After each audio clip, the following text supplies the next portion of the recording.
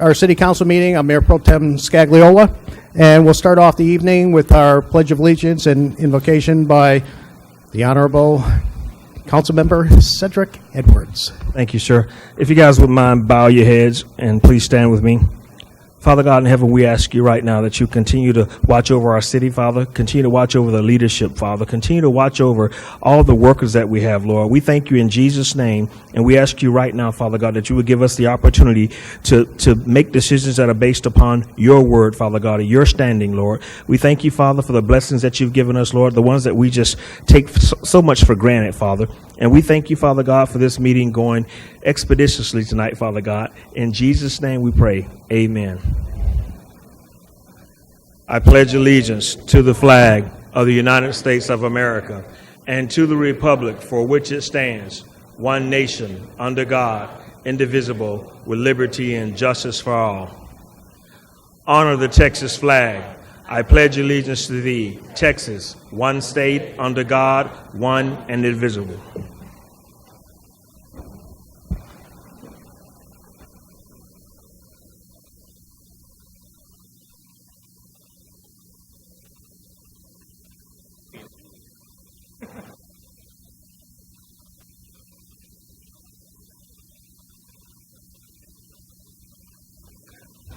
Okay, once again, welcome to the Schertz City Council meeting. First order of business is a proclamation. It's a proclamation recognizing National Payroll Week. So if Ms. Jones is in the audience, I'm going to come down and see you.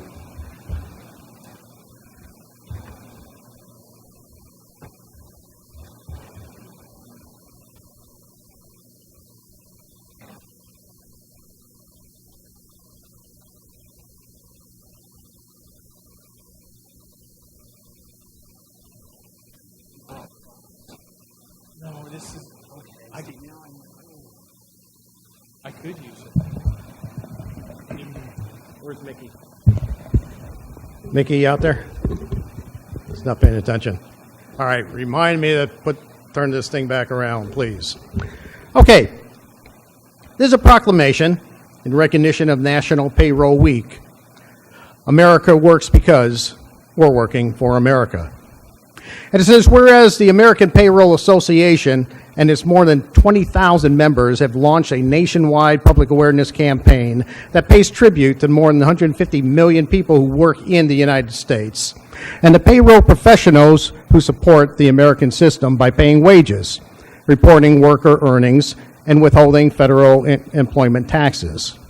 And whereas payroll professionals in Schertz, Texas, play a key role in maintaining the economic health of Schertz, performing such diverse tasks as paying into the unemployment insurance system, providing data for child support enforcement, and carrying out tax withholding, reporting, and depositing.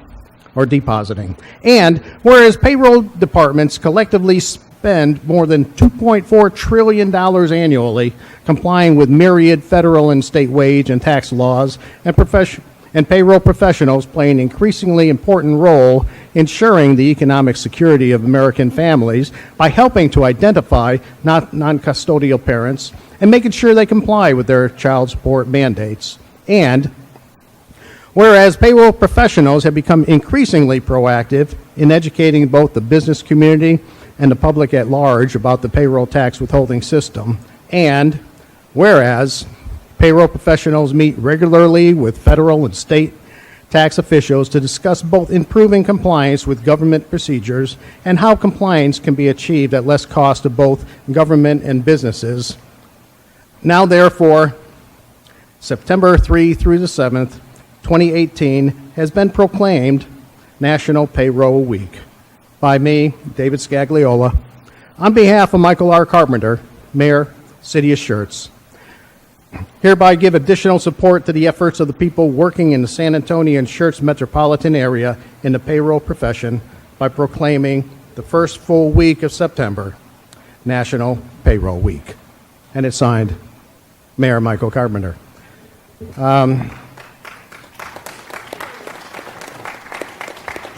So this sort of thing wouldn't be possible without you. It's usually customary to say a few words. Please. Introduce. My name is Andrea Jones, and we have two other members from our local chapter of the American Payroll Association. I live here in Schertz, and so it's always fun to be able to come and receive these proclamations, and we appreciate the city's support. We have quite a few members that work in San Antonio. They also live in Schertz. They reside or work in Schertz as well, and all the other surrounding communities. So we really appreciate your support and the city's as well. I'm Sandra Selvage, and as Andrea said, we appreciate your support, and thank you so much for having us here today. Peggy Nolan, thank you so much for having us.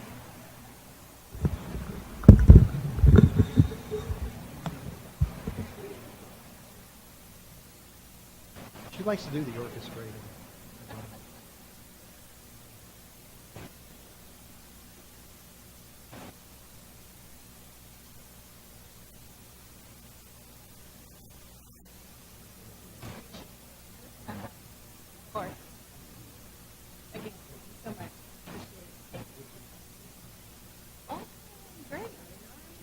We're having a big celebration, so we'll display it. Okay, awesome. Thank you again.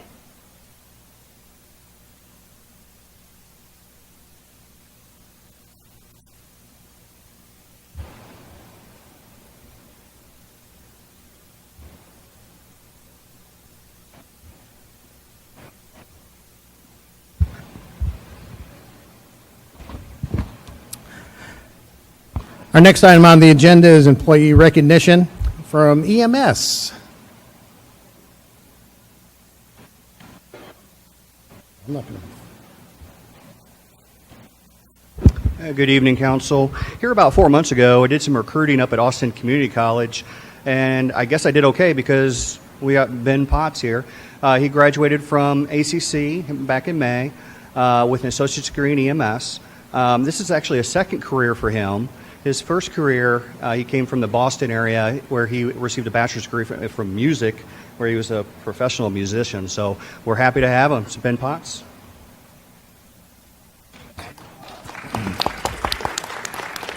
Okay, it's not mandatory that you say anything, but it's highly encouraged. Well, Yeah, my name is Ben. New to the Schertz area. I'm looking forward to serving the community, and I want to thank everybody for the opportunity. awesome. Thank you so much. Next, from Public Works.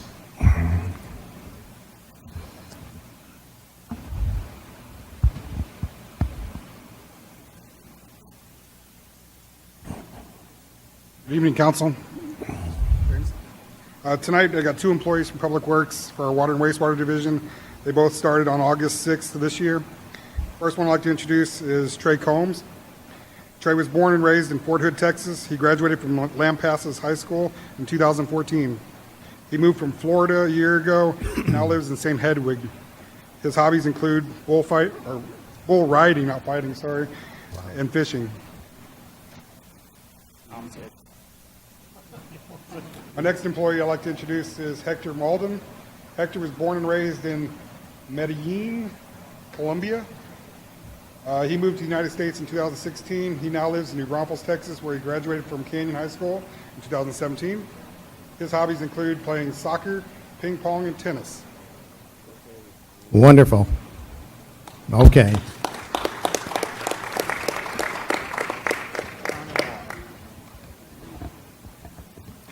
Next on the agenda, city events and announcements. Announcements by upcoming city events. Mr. James. Mr. Dudley. Yes, sir. Tomorrow morning, 9 a.m. to noon, out here in front of the community center in the parking lot, the Bloodmobile will be out there for a blood drive. If you haven't been watching the news with the holiday and the end of the summer, there's a critical need for blood, so staff and citizens of the city will be able to give blood tomorrow morning, 9 a.m. to noon, or pardon me, 8 a.m. to noon. This Saturday, September 8th, noon to 4 p.m. is the annual Pause in the Pool at the Pickerel Park Pool. So you can bring your four-legged friends out and let them go for a swim with the family. Next Tuesday, September 11, is our next regularly scheduled City Council meeting, starting at 6 p.m. here in the Council Chambers. Thursday, September 13th, is the Northeast Partnership meeting at 11:30 at the Olympia Hills Golf Course and Conference Center. And then, just as a reminder, next Friday and Saturday, September 14th and 15th, is Schertz Q.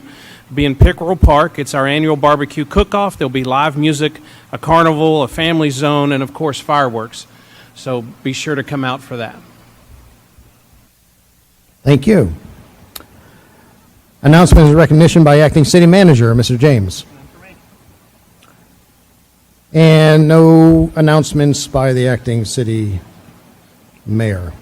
Next on the agenda, hearing of residents. Now we ask, when I call your name, please come forwards. Once again, speak directly into the mic so that we can all hear.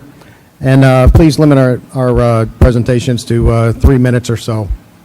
I can be flexible. First member or first resident signed up is Ms. Michelle Walmack.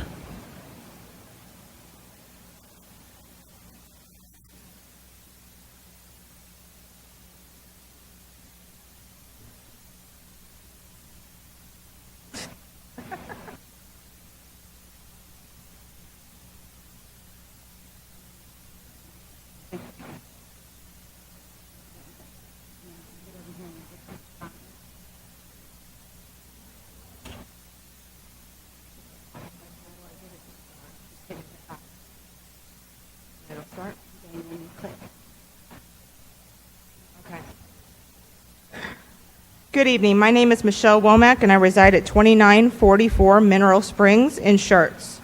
Pictures are often worth 1,000 words, so as I speak tonight, I'm showing slides that paint a picture of what conditions were like inside the Schertz Animal Shelter last week. I have also brought packets for council and am requesting that all of my documents and slideshows be added for the official record of this meeting.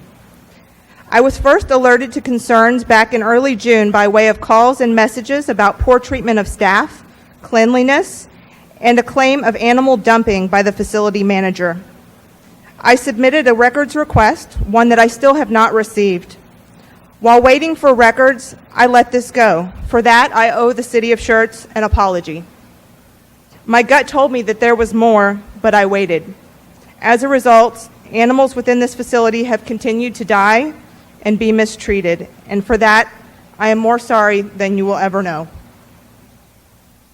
A couple of weeks ago, the shelter closed for what they said was illness. I called Ms. Kaiser to inquire about details and was told that a puppy died of unknown causes, and they thought that it was heart-related, but no tests were run to determine the cause of death, largely due to cost and lack of visible symptoms. I asked her if there had been reports of herpes and calicivirus within the facility, which she promised to look into.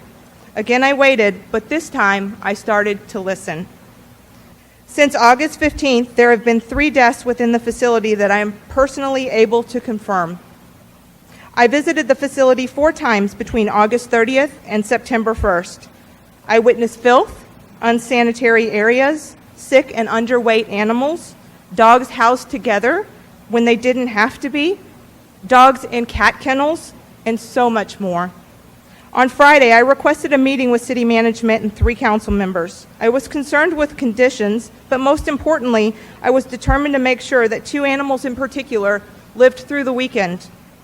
These animals were Ruby and Mila. Ruby is a stray pit bull who weighs 36 pounds. Have you ever seen a 36-pound pit bull? It's just a bag of bones. Mila is a stray kitten whose sibling had died the day before. I decided that afternoon that there were only 2 choices to make sure that they lived through the weekend: vet care or media. Mr. James would not speak to me in front of council, but he did listen. To be clear, I only wanted council present to the facility to hear my concerns. After lengthy discussion and a little stubbornness on my part, Mr. James agreed to vet care. I want to pause for a moment to thank Mr. James. He made sure that Ruby and Mila were seen by the vet, and he has kept contact with me all weekend long. He was at the facility on Saturday trying to make improvements to current conditions, direct staff, and plan for Ruby and Mila's care. I toured the facility this morning. Ruby and Mila are improving, and the facility is clean like it used to be prior to the current manager's employment with the city. The sick cat population is now in another area where I pray that they receive the care that they need, and for that I thank you. While improvement has been made within the facility, there is still so much work to be done. It is evident that the facility is lacking in proper management and procedure. There is just no other way that it could have been in the condition that it currently is. Saturday, staff was not following vet recommendations for Ruby or for Mila. Without proper facility management procedure and training, the shelter will return to last week's conditions. Animals will suffer and they will die. There are two issues that concerned me most over the weekend. First, the facility manager was nowhere to be found while employees scrubbed and scrambled to improve these conditions. A good leader would have been there next to them, scrubbing, taking care of animals, and making the situation right. A strong, properly trained manager takes full responsibility, apologizes to their staff, and digs deep to put in the work. Second, it became abundantly clear that there were no procedures in place to deal with the needs of sick animals on days that the shelter is closed. This is a huge sign of untrained and underqualified leadership. A competent leader is prepared for situations like this and has trained their staff on what to do when things go wrong. Moving forward, there are multiple things that must happen, and they are as follows. A citizen needs to be placed on the Animal Advisory Board. Senior management needs to seek guidance from other local area facilities on proper cleaning and disinfectant policies, as well as policies needed to operate a facility smoothly. We must create a permanent plan for addressing the needs of sick animals when the facility is closed. Staff must be properly trained on the importance of following vet orders. The city must call for an immediate demotion or removal of the facility manager. All cats need to be tested and treated for calicivirus, herpes, upper respiratory infections, and mycoplasma. Reinstate the observation and new intake side of the facility to avoid introduction of illness to the facility and be able to observe pets for behavioral concerns. Provide training on how to identify animals in need of immediate vet care. Return all vet care to the local area vets instead of pet shots. I have included in your packet a review, some reviews from pet shots that are absolutely horrible about infection happening, particular with spay and neuter, which is what we are using them primarily for. Reestablish positive working relationships with local area rescue organizations that have worked with Schertz for years. We can no longer pick and choose partnerships based on friendships and personal bias. No change to the software program. Money needs to be spent where it needs to be spent, on animal care. Time cards should be reviewed and cross-referenced by someone outside of the facility to make sure everyone's there when they say they're there. Review of all procedural changes needs to occur for any procedural change on or after April 30th of 2018. Stop all transfers. I want to be clear here. Stop all transfers until sick animals are treated. This should be a minimum of 6 months in order to establish standards to allow the staff and management to demonstrate mastery and consistency of expectations. When transfers return, no more San Antonio and Austin transfers. Transfers should be from our smaller sister cities only. They don't have big budgets. They need us. We need to reestablish those relationships, and your packets include information showing San Antonio and Austin's outtake numbers consistently above 90%. So what that means is, for animals that come into the facility, more than 90% leave alive every single month. They're moving them. They're not killing them. All donations to the shelter removed from general funds and placed into a separate account to be used solely for medical needs of facility animals. Full accountability of these funds need to be made public. Immediately stop and reverse any and all decisions made to discontinue or reduce collaboration with Palo Alto. Guys, that's a free program. Why are we getting rid of it? It doesn't make sense. All areas of the building, and with the exception of the medication room and offices, should be open to the public. No more hiding cats behind employee-only doors because they're ill. Most of the cat population today is behind those doors. All areas of, I'm on the same one. Implement a dress code consistent with Schertz standard, specifically referencing the person at the front desk.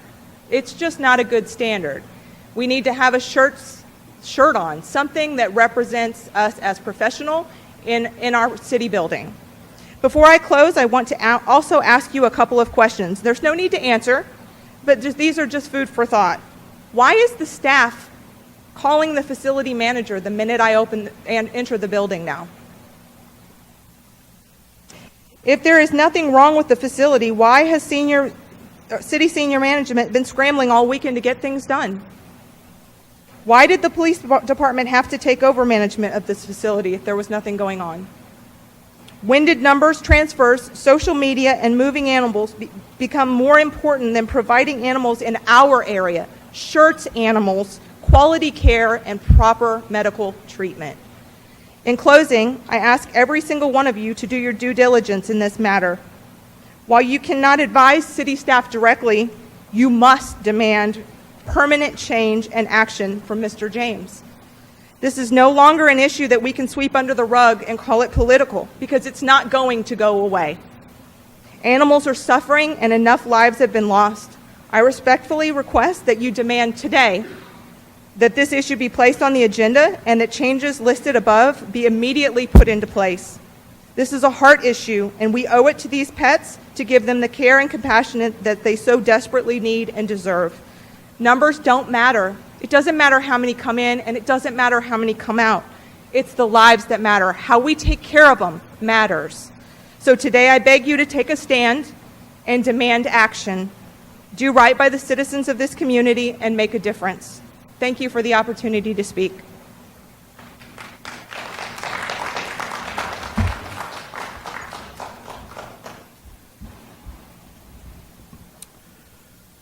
Okay, for hearing of residents, items not on the agenda shall be limited to statements of specific factual information and given in response to an inquiry. And there were a number of good points that were brought up. I'm going to turn it over to Mr. James to provide some information about what's being done and how we can move forward with this. Mr. Mayor Pro Tem, can I have a point of privilege? Sir. Instead of doing it tonight, could you actually put this on the agenda and give us a full walkthrough of what's going on at the animal shelter? I've spoken to Mr. James, and I think that's what he intends. Is that you going to do that tonight? Yes, sir. Okay. Will you include the intake process, the placement process, and the removal of animals there as well? Yes, sir. We will do that. So I appreciate the comments, and again, I in trying to sort of state fact, and I'll stick with that. We had planned to have the police department do sort of an overview of animal adoption in October, but certainly we will move that up and do that next week. We will also make sure we cover all of the issues listed there. And I will say this as a matter of fact. I think some of the points made are clearly very valid. I think it should not have taken citizens coming in and saying, look at these issues for us to notice them and get on them and deal with it, and that certainly is on us. And you know, other issues I think we want to make sure we spend a bit more time with, but I think certainly some are obvious and straightforward. And so yeah, we will have that on next week to do a complete overview and cover those points that were brought up tonight. Thank you. Next person signed up, Mr. Jeff Womack.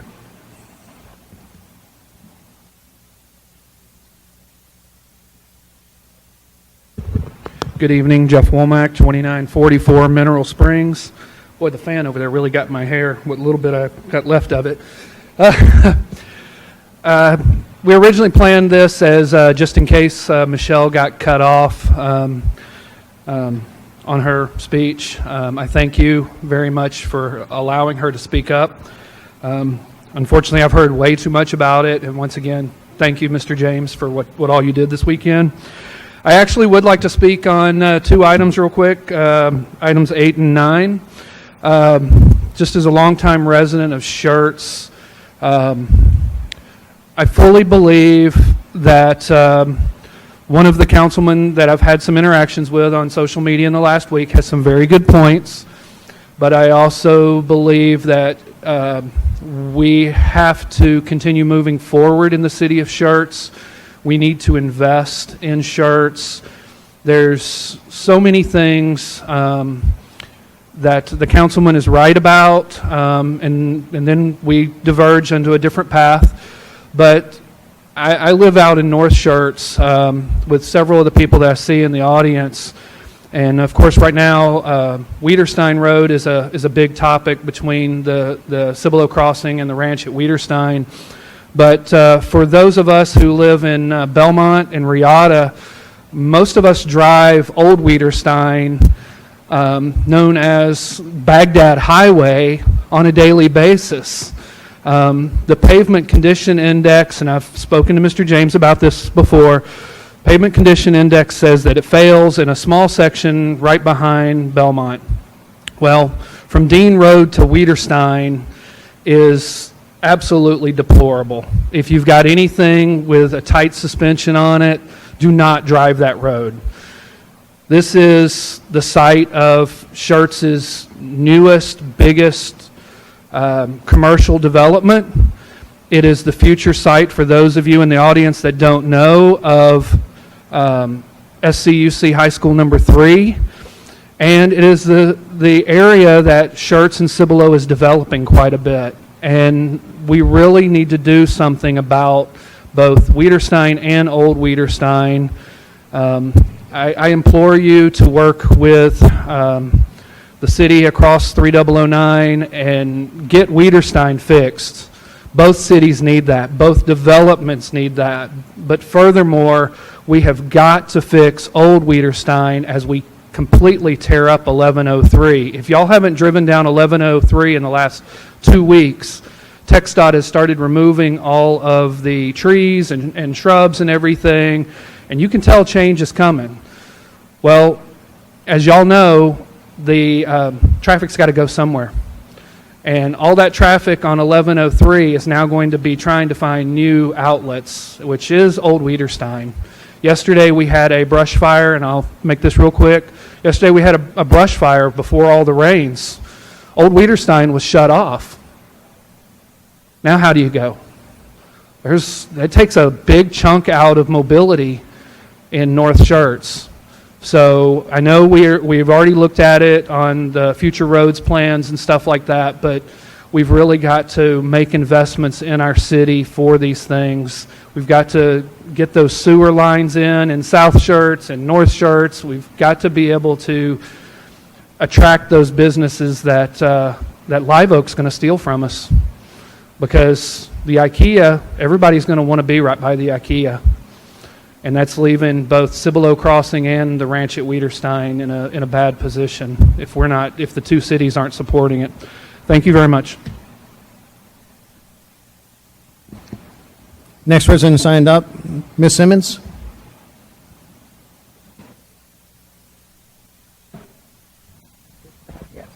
Well, I'm speaking on the Animal Service Center, and I'm sorry. Can you get to the mic? Doesn't mean up. Now can you hear me? Yes. Okay. Well, what I was saying, just because you wear hearing aids doesn't necessarily mean you can hear everything. So I did not hear quite completely what the lady was saying, though I heard your response.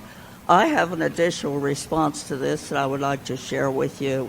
And starting again, the reason I really got my attention was on the social media.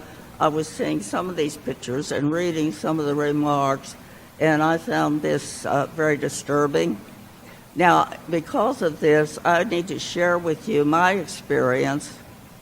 Can we hear? What? We can't hear you. Can you get closer to the mic? We can't hear you. All right, do you want me to start over again? Like 3 minutes? I heard you up to that point. Okay. Well, anyway, and I thought I wanted to come tonight and share my experience in Animal Service Center, evidently before all these things started.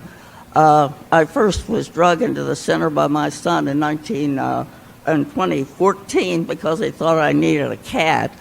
And I did leave there the next day, the proud owner of a Siamese cat with attitude.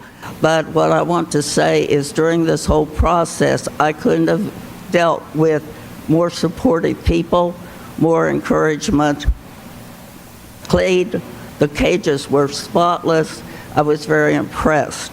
So let's fast forward about a year and a half for a couple years, and one day I looked out my window and back window, and there was little balls of fluff running all over my yard. So I thought I had these two little kittens, which I found that a feral cat had decided to move under my porch, and I was the proud owner, shall we say, of 12 baby kittens and a mother cat who was emaciated. Where does the Animal Service come in? What in the heck do? I go over there. The director sat down with me. We discussed the situation.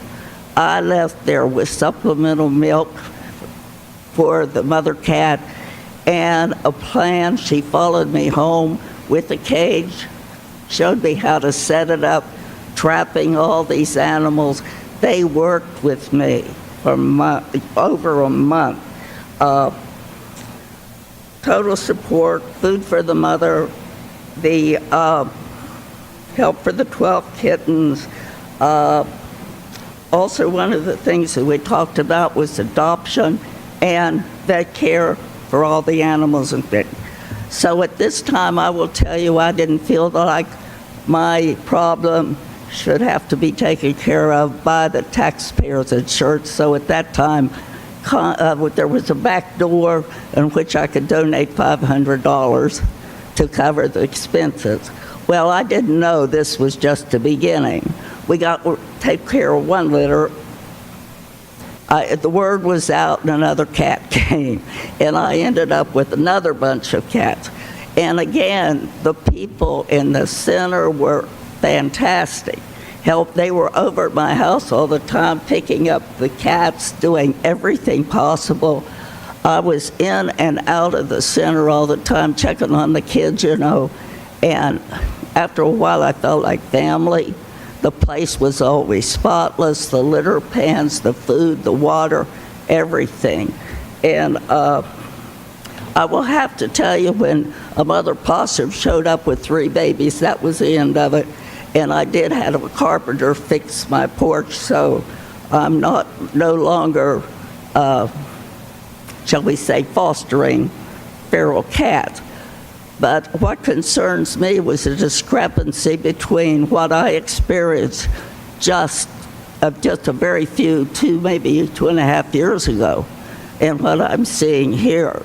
Now, I'm proposing an additional solution to what you're doing. I'm a member of the Mayor's Committee of Committees, and I've already coordinated that this animal service is to be placed on our agenda on the 19th, and at which time the staff associated with animal services will be at that meeting and describing and discussing what's going on, the operation of the Animal Service Center.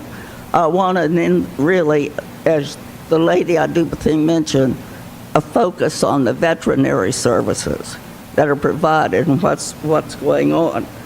I think we need to be, as you have indicated, a fact-finding. Maybe this is, in the military, it's a lower level of starting this fact-finding. And hopefully this is going to give us some insight into what's going on and getting it back to where it was. Now, the other thing I do have is just a suggestion. You do have an Animal Service Advisory Board. You do have a member of that board. I would like to suggest that that advisory board get together and with the council rep and the staff and the concerned citizens and start looking at coordinating and developing a plan. They are very wise, shall we say, in the use of social media. And so maybe through that, when you can devise a plan to reach out to the community and find more volunteers as we move forward with the center. There's a lot of senior citizens out there who want to find something that is meaningful and productive, and perhaps we could make a liaison there. Also, I know it's difficult, but you do have some very wise legal staff. Perhaps you can work out some kind of a fund that people can donate. That is definitely what we would say fenced and will only be used for veterinarian services. And for that purpose, here in front of everybody, if you can figure out how to develop that fund, if I was Warren Buffett, we'd be more, but I will pledge to match dollar for dollar the first $500 that people are able to get for that fund.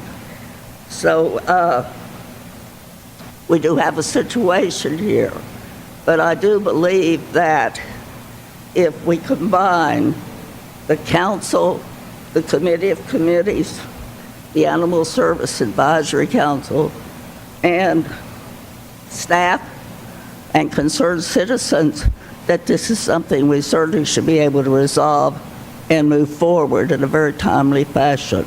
So I thank you for your time, and I appreciate your efforts, and we need to get back where we were. I agree with that. Thank you so very much. I appreciate it. Next on the list is Ms. Maggie Titterington.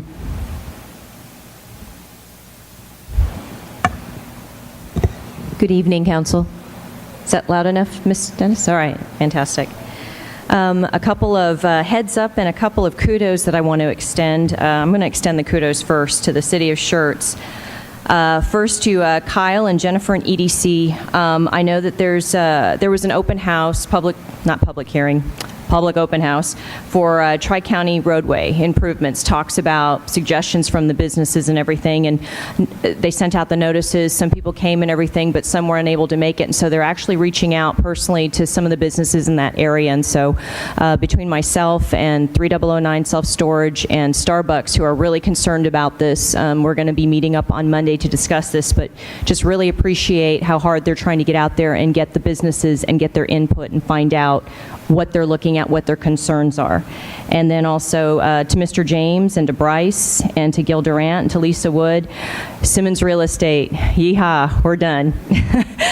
He's open, and I don't know if you all have driven past there, but over the holiday weekend, he has on his LED sign thanking the City of Schertz for all the help that they've had. This has been, I believe, Mr. James, correct me if I'm wrong, 4 years in the making, 5 years in the making, but we got him open, we got him here in Schertz, didn't lose him to another city, and he is just happy as can be. And so again, that's thanks to everybody within the City of Schertz, from just the very start with the drainage issues to now final C of O's. We're done. Happy. Thank you so much. The heads up. On the 18th of September, we have our chamber luncheon, and it's going to be on the topic of successful companies develop successful people. And we're having Direct Development come out, their CEO, Craig Krause, and he's going to deliver different points that whether you're a city municipality or you're a business itself, things that everybody does that they make mistakes within their business and things that you can do to correct it. And then 2 days later, he's going to come back and do a business education, our last one of the year, and it's creating your own business solutions. And what this is about, it's kind of a tie-in with the lunch, but it's also about, the workshop's designed to make you think deeply and change your methods. So he's going to do it through group discussions. It is free to members to register for that. There's free breakfast. Randolph Brooks is providing that. It'll be at the Civic Center, so if you all want to take part of it, city folk want to do that, any members want to do that, please take advantage. If you're a non-member, it's only $20, and you can register through the chamber. But he's been a very dynamic speaker, and his workshops are really effective. So we're very excited to have our year closed out with him. And that's all I have. Thank you. Thank you very much. Next individual, Mr. Brett Bolter.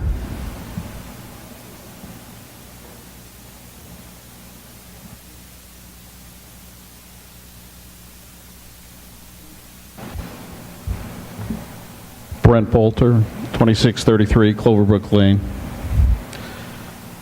All right, well, we'll see if tonight I could beat my record of last week, getting up and speaking 3 times, since we've got 2 more public hearings. What I wanted to address during hearing the residents, I was here on June 12th during the council meeting when Mr. Hernandez came before you and spoke about his wife, who worked for 10 years at the Animal Services Center. Now, I, like possibly many others that night, went, okay, I hear what you're saying, Mr. Hernandez. I hear what your wife is saying. But potentially, do we have a case of a disgruntled employee who is expressing things because unhappy, left the job, so on and so forth? So we were warned that night by him, from an employee who had been working there for 10 years, of what was going on and what was going to go on. So now let's move all the way till tonight, and we see Ms. Womack's presentation to show the ramifications of, in my opinion, not taking Mr. Hernandez and his comments seriously that night. Because looking back, we should have. We should have paid attention to what the man had to say. We should have paid attention to what he warned us about, and we didn't. Neither us nor council, I don't think, took what he had to say seriously. So now we move forward, and here we are. And the pictures speak for themselves. I only wanted to echo one more thing that Ms. Womack stated, is simply this. We all know that the buck stops at whoever's in charge. That's where the responsibility is. Mr. Hernandez spoke to the fact that they didn't feel, him and his wife didn't feel that the person that had been appointed to the job was qualified to do the job. We could move forward, and I can't say that his assessment that night was incorrect, because the buck always stops at the leader. So Ms. Womack made her recommendations. I think you need to take those seriously. And again, I just want to echo, on June 12th, we were warned what was going to happen. And here we are in September, and it happened. So shame on all of us for not taking him more seriously that night and getting more engaged. Thank you for your time. Thank you, sir. Number 6 on the list is Ms. Brenda Dennis.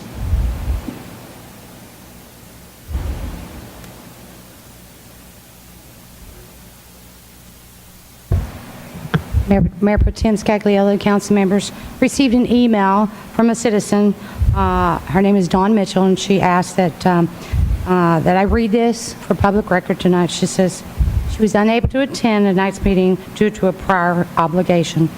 It says, it has come to her attention through other members of the Schertz community that the care of the facilities of the animals at our animal services location have become less than adequate.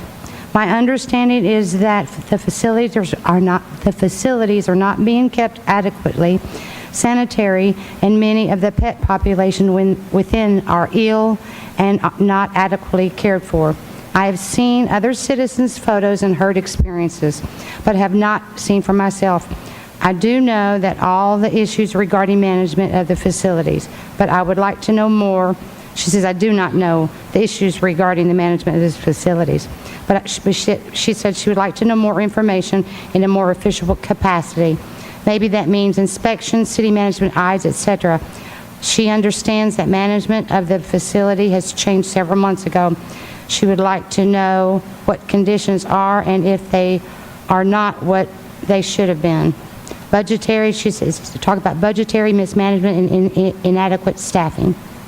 She said, she goes on to say that she has a wonderful dog that she adopted in 2014. The facility was wonderful at that time from her point of view.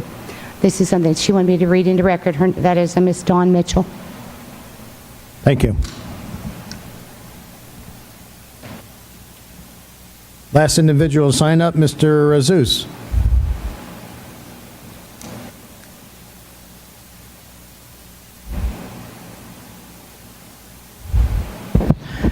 Good evening, Mr. Mayor, council members. I wish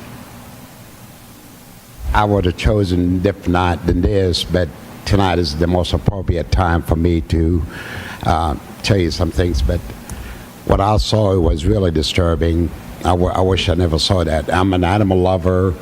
I thank Ms. Womack and the people that brought this to light.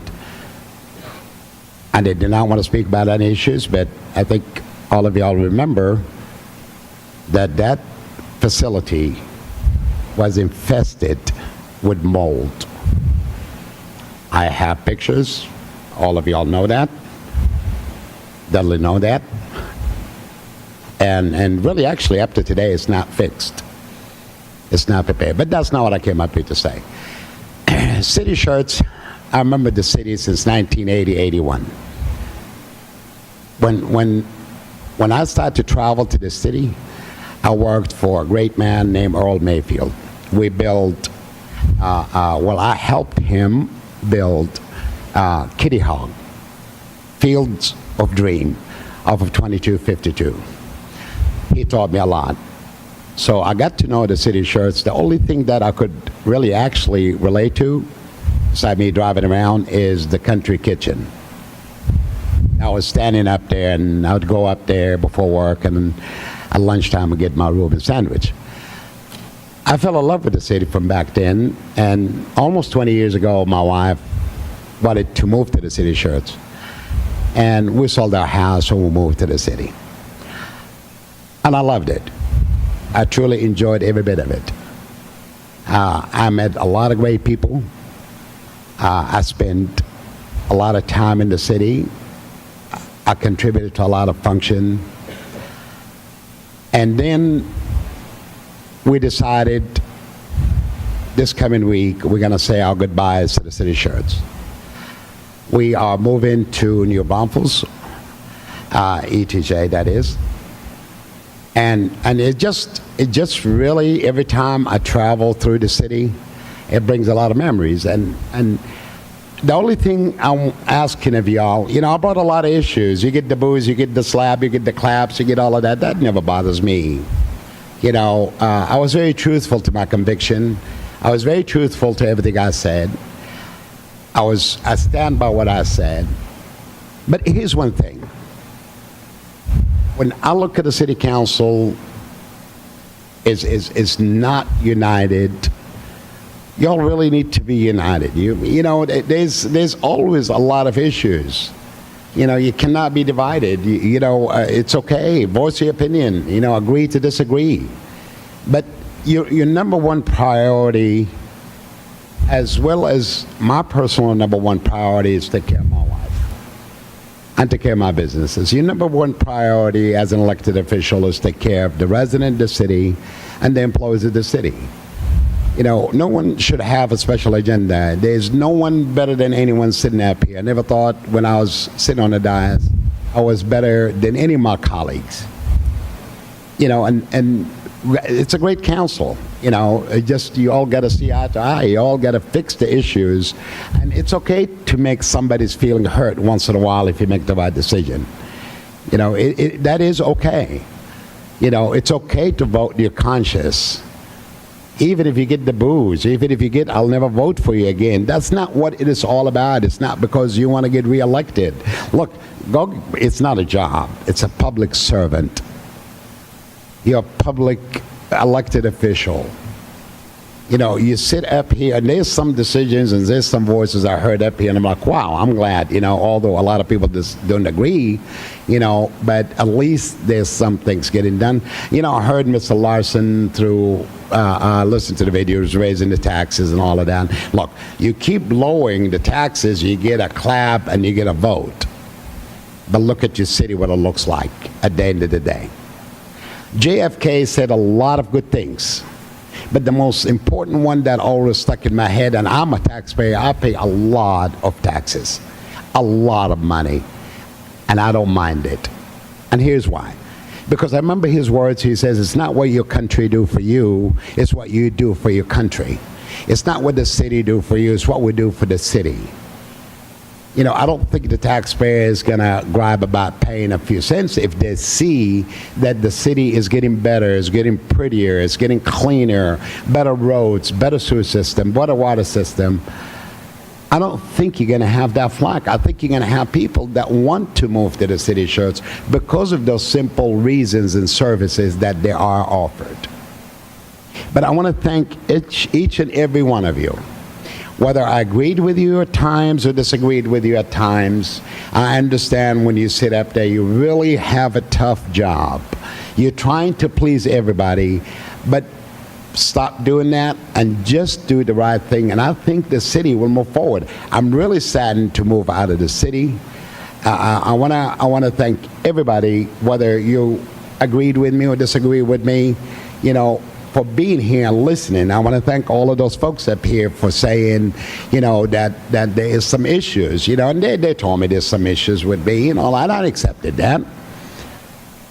Dr. Kaiser, I'm sorry to see you go. Truly. But thank you. And I wish you the best of luck, Mr. Crawford. And I wish the best of luck to you, Mr. Davis, Mr. Gutierrez, Mr. Larson, of course, Mr. Mayor, and Mr. Edward. And I thank you all. And Mr. James, I've always told you I liked you. I just haven't figured out why. Thank you all. Thank you so very much, Mr. Azus.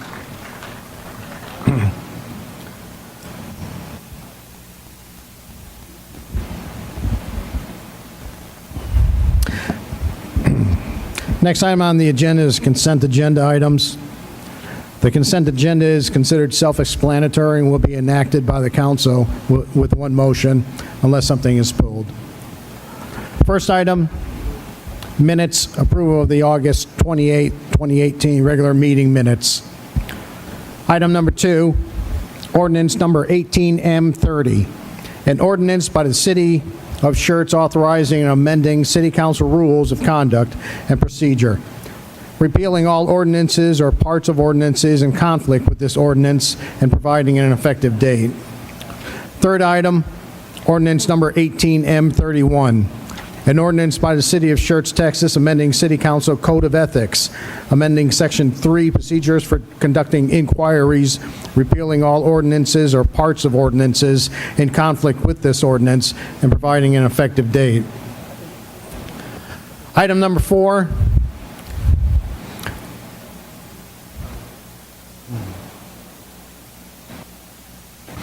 Item number 4, resolution number 18R108. A resolution by the City Council of the City of Schertz, Texas, authorizing a contract with Armstrong, Vaughn & Associates for auditing services.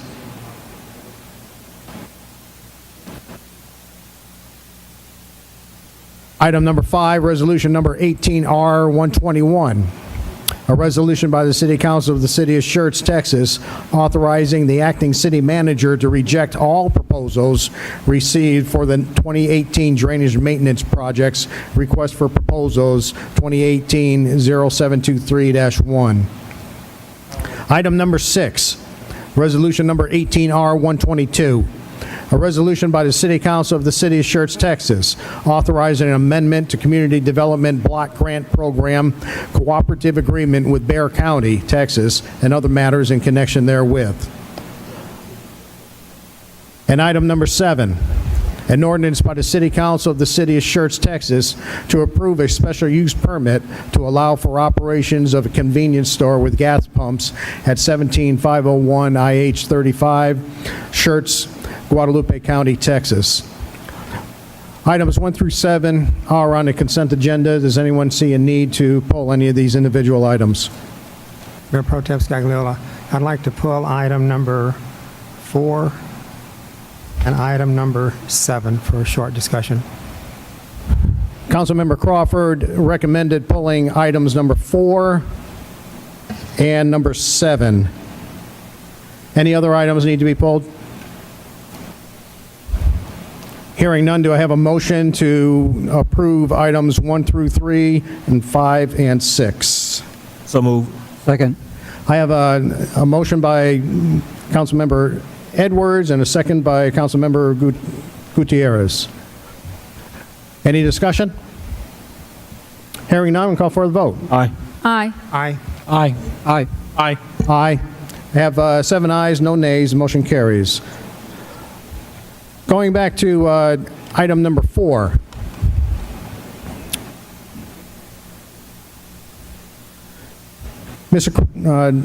Councilmember Crawford, you had questions on this particular item? Mr. Walters, would you give a short description of the process we're going to go through to select another accounting firm during the next year, please? Yes, sir. So the audit committee, who is responsible for looking through the proposals of auditing firms and selecting one to recommend to council to engage with, the board unanimously felt that there was a need to change auditing firms. We've been with our current firm for more than 10 years. Due to the timing of the contract start date and how long it takes to go out and request bids, the committee then recommends to stay with the current firm for only 1 year instead of the standard 3 years. And after this audit is complete, the city will go back out and request additional proposals with the intent to change auditing firms. One way to do that, to ensure that happens through our procurement process, is we can actually bar Armstrong, Vaughn & Associates and exclude them specifically from applying again for this next round. Thank you, Mr. James. Or Walters. Yeah, Walters. Yeah, I'll be okay. Any other questions, Mr. or Councilmember Crawford? That was fine. Thank you.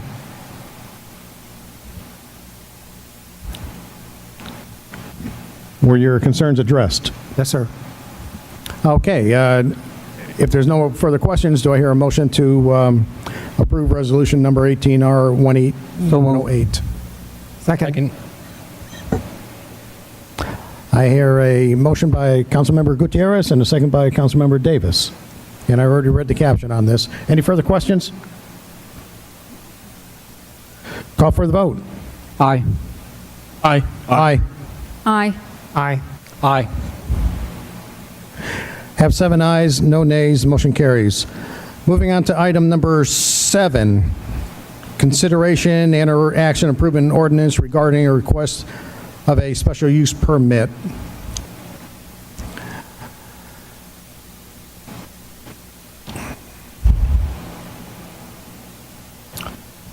Once again, Councilmember Crawford, you had concerns with this agenda item.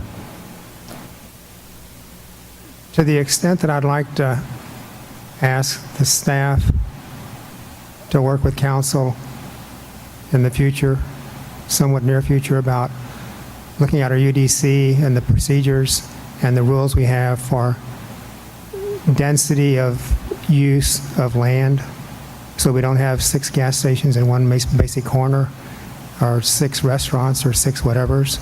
I'm not trying to change the vote on what's going on tonight, but I think we ought to have a serious discussion about the use of our land for various functions.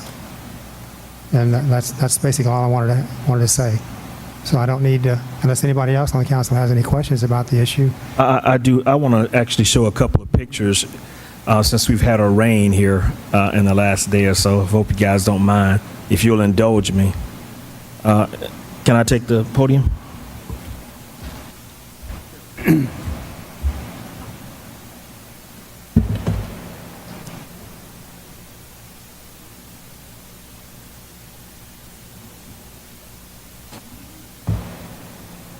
Okay, this is actually this morning, and guys, I'm not saying, if you can zoom in on that.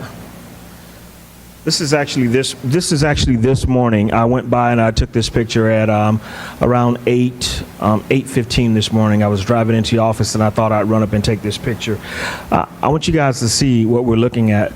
This water on the opposite side of this sign, right over here, that's the driveway that we're talking about. That driveway, water is standing there, and this is almost 1.5 feet of water. Now, I know we can't make them improve the drainage, but we certainly don't want it to get worse. That's one thing. So I have several pictures to show you here. Say here. Again, this is a vehicle that sat there trying to get out. This vehicle was almost up to its running boards in water. and that's another photo. The area I was speaking about having the dumpsters moved to is a little bit to the to my left, your right on this picture. I think that would be a more appropriate area to have the dumpsters versus having the dumpsters out front. I just wanted to be known that I did suggest having the dumpsters moved, and I don't know where we got with that particular issue. When I look at the item, I don't see the dumpsters moved at all, and I understand they got consensus from the council, and if that's what my colleagues want to do, I'll continue to let that go forward. But I do want to ask the actual the builder and designer if they would actually put this into the dumpsters being on the backside.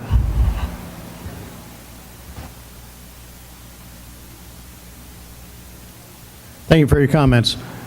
And we do have a representative here from staff. Can you address those two issues? Yeah. No, okay.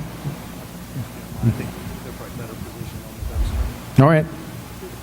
So two issues. One is the standing water, and the other is the dumpster. I'm sorry. I'll jump in on this one. I'm Karen Mitchell with Mitchell Planning Okay, Group. you got to get real close to the mic. There you go. Usually people tell me to be quiet, so this time I'm excited you're saying to speak up.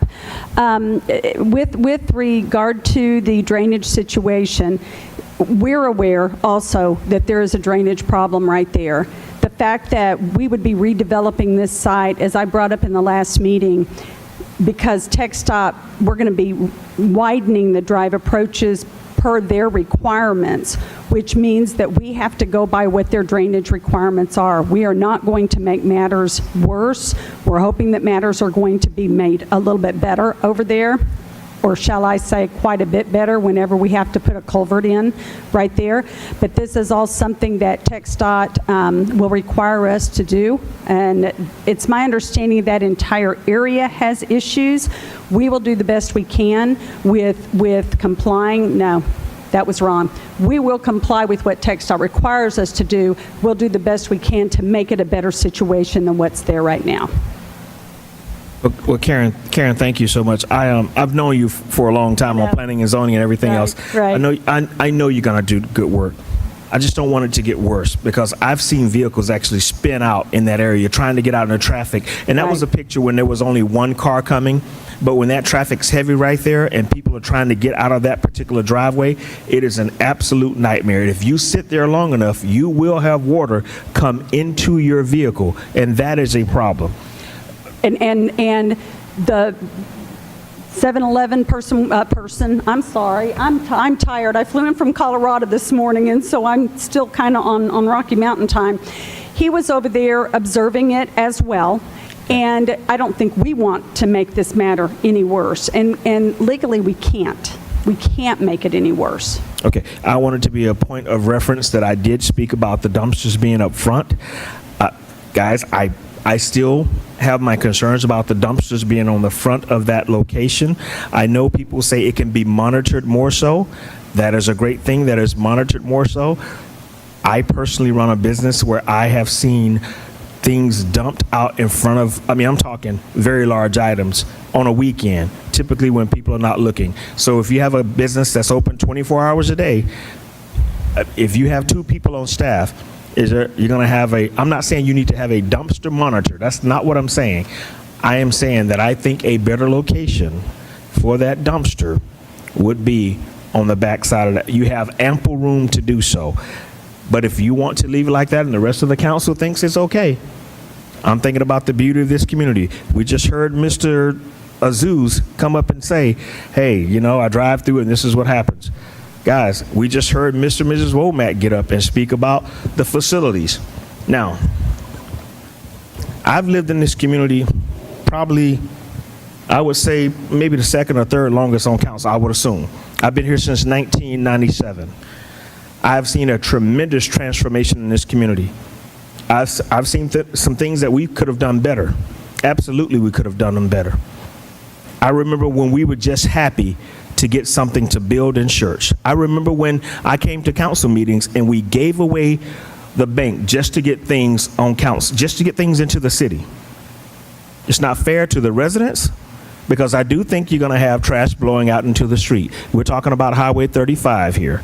I think you're going to have someone every now and then come up and throw some things behind or in front of your gates.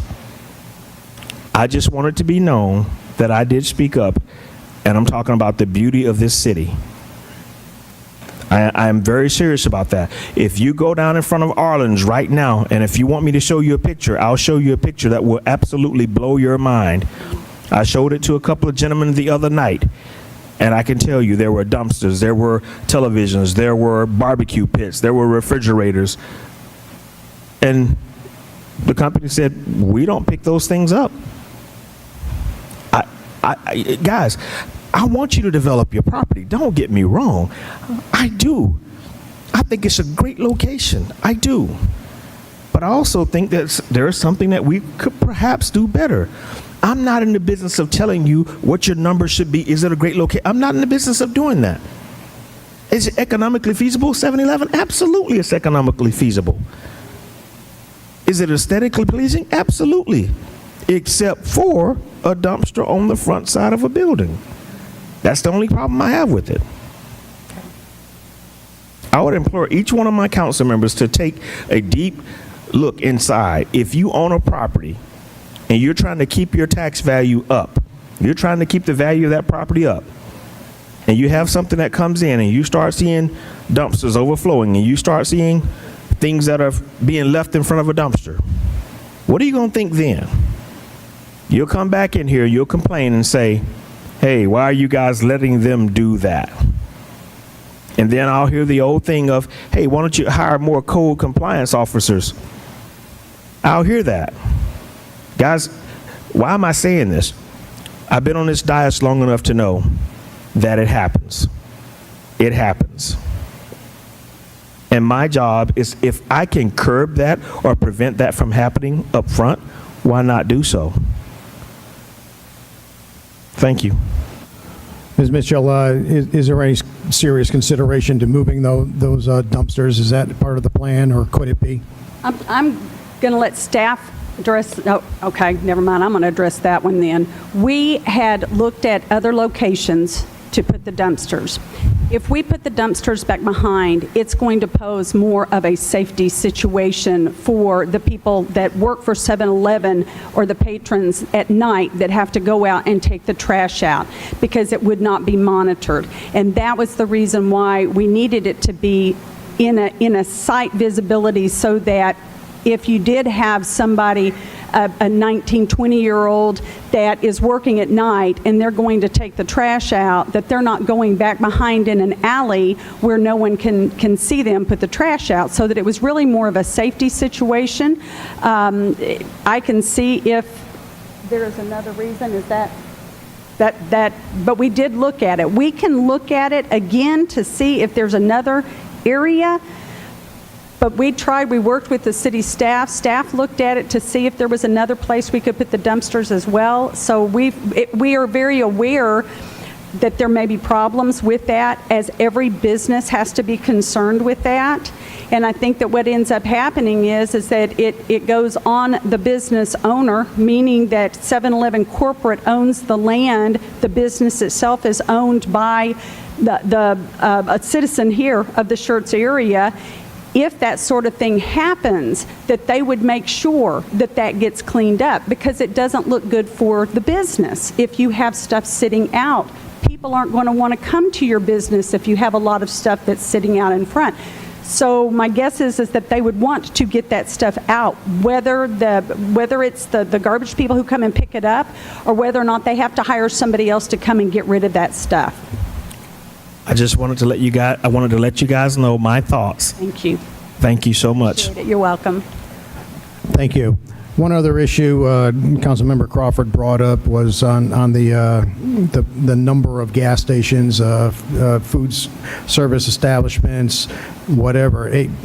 My understanding is we don't, as a city council, regulate business plans or business opportunities in the city.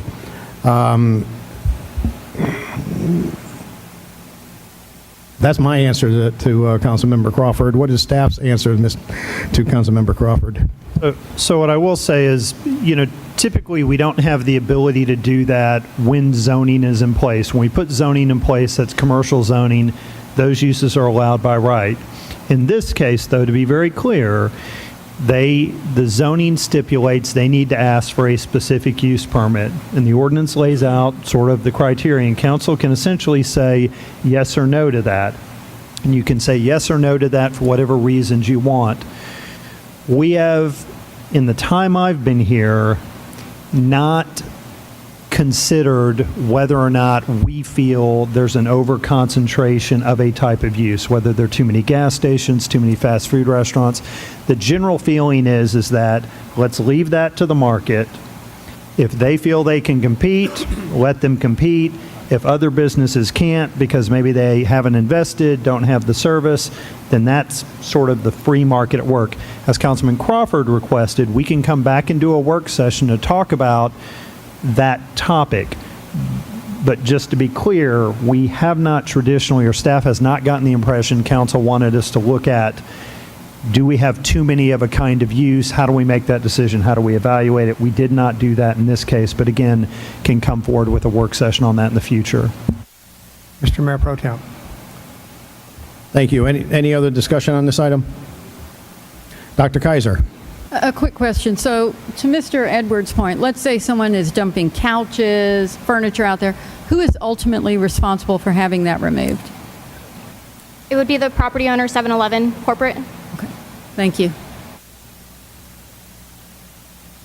So we have before us ordinance number 18S29, an ordinance by the City Council of the City of Schertz, Texas, simply to approve a special use permit to allow for operation of a convenience store with gas pumps at 17501 IH 35, Schertz, Guadalupe County, Texas. Mr. Mayor Pro Tem. I'd like to make a comment, please, sir.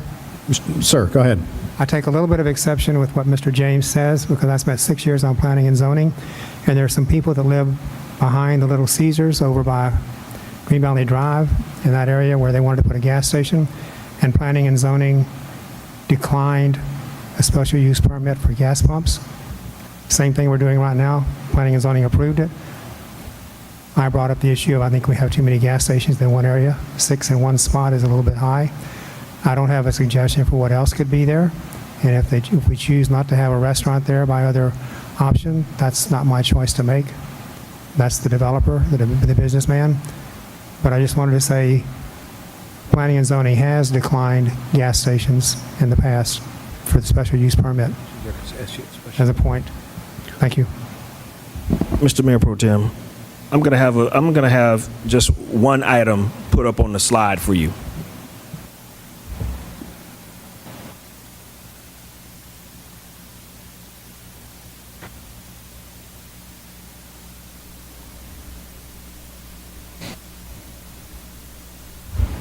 What does that speak volumes? I heard someone say a picture is 1,000 words. Nothing against 7-Eleven, nothing against economic development.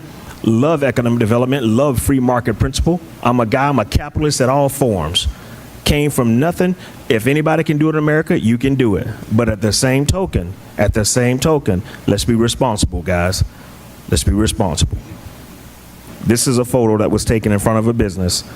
I see mattresses, televisions, 1, 2, 3 couches. God forbid, because I know men that live back there, and I know what they would say. Thank you. Okay, thank you. I've read the caption. Do I hear a motion one way or another? A motion to approve ordinance number 18S29. Second. I have a motion from Councilmember Larson to approve ordinance number 18S29, seconded by Councilmember Gutierrez. Any further discussion? I'll call for the vote. Aye. Aye. Aye, but I want to let it be known that I am doing it because of economic reasons, but I do believe it needs to be changed. Aye. Aye. Nay. Aye. Aye. I have 6 ayes and 1 nay from Councilmember Crawford. Motion passed. Moving on to discussion and action items. Item number 8 is a public hearing. But we'll start the public hearing with comments from staff. The caption reads, public hearing on proposal budget for fiscal year 2018-2019. Conduct a public hearing and consideration and or action regarding the adoption of the fiscal year 2018-2019 budget. And this is the second second required public hearing. Oh, okay, Mr. James. Thank you. Mr. Walters and I will tag team on this one. We will let him cover the technical questions that he's better positioned to answer, and I'll walk us through some policy discussions. Oddly enough, the way the state lays this out, we approve the budget first, and then we approve the tax rate. But fundamentally, your budget is established by your tax rate and your estimate of revenues coming in for the year. So clearly, we would ask that council keep that in mind with regard to your actions so that we try not to find ourselves in a situation whereby we approve a budget, then approve a different tax rate, causing us to have to go back and make adjustments to the budget, which is why James often gives these things together. So, but again, typically when we approve the budget, it's with an understanding of what tax rate would go with that. But what I want to talk about, because I think we had a very good conversation at council last meeting about this, and it really seemed to hinge on where are we really headed as a community and how do we find the appropriate balance. Everyone wants high quality of services. Everyone is concerned about the cost to our residents and our businesses to pay for that. And the challenge is, where do you find that balance in terms of what things you say yes to, what you say no to, and where the tax rate comes in. So if you'll permit me, just a reminder of the, that the city's budget and tax rate really do serve to further the goals of the city's strategic plan. That's why we have a strategic plan, lays out the vision of our community, and they're important because they frame our identity and brand. Who are we as a city? What sets us apart from other cities? Where are we similar to other cities as we move forward? And really it sets the direction for achieving those objectives. So, when we adopt those things, those are critical, and as staff makes decisions, how do we want to move forward? Just a reminder of some things with regard to Schertz's strategic plan, our vision, community service opportunity, some of the things we value in terms of our policy values, a safe community, high quality of life, economic prosperity, essential services, financially sustainable. So you really have to balance all of those things, because if you want to be financially sustainable, you need to find the appropriate balance of quality of life and essential services. So what we talk about is, what is our true north? What is that direction we are headed as a community, and how does the decision on the budget and the tax rate fit with that? Where's the appropriate balance? When we talk about what we take pride in, and very often, particularly if you started here a number of years ago, you heard about the Money Magazine article where we were ranked in the top 100 best places to live. And if the article were a little more clear, if you read through that, it talks about the things that the community offers. And often it's essential services, quality of life, and cost of living here. When council met in 2009 and 2011 for the strategic plan meetings, talked about our mission. Why do we exist? To be a community where all aspire to live. And that's all. So I think point well taken, is it affordable for all or is it not? What is our vision? Well, our vision is to be a premier city in the region in quality of life and sustainable economic prosperity. So back in 2009 and back in 2011, we set the bar fairly high in terms of where we wanted to get to relative to our peers. Our goals: quality of life, sustainable economic prosperity, effective land use. We just had some conversations about effective land use tonight as we work through those. Regional collaboration and intergovernmental cooperation. Our strengths, and these are just some of them, so certainly you can find others that focus on other things, but note the focus on quality of life, recreational opportunities and quality of life, opportunities at acquisition of additional parkland, indoor soccer, not done that yet, dog park, we have that, drainage area for development and recreational activity. In 2018, our strategic plan talks a lot about balancing those core services, quality of life, and economic engine policy values.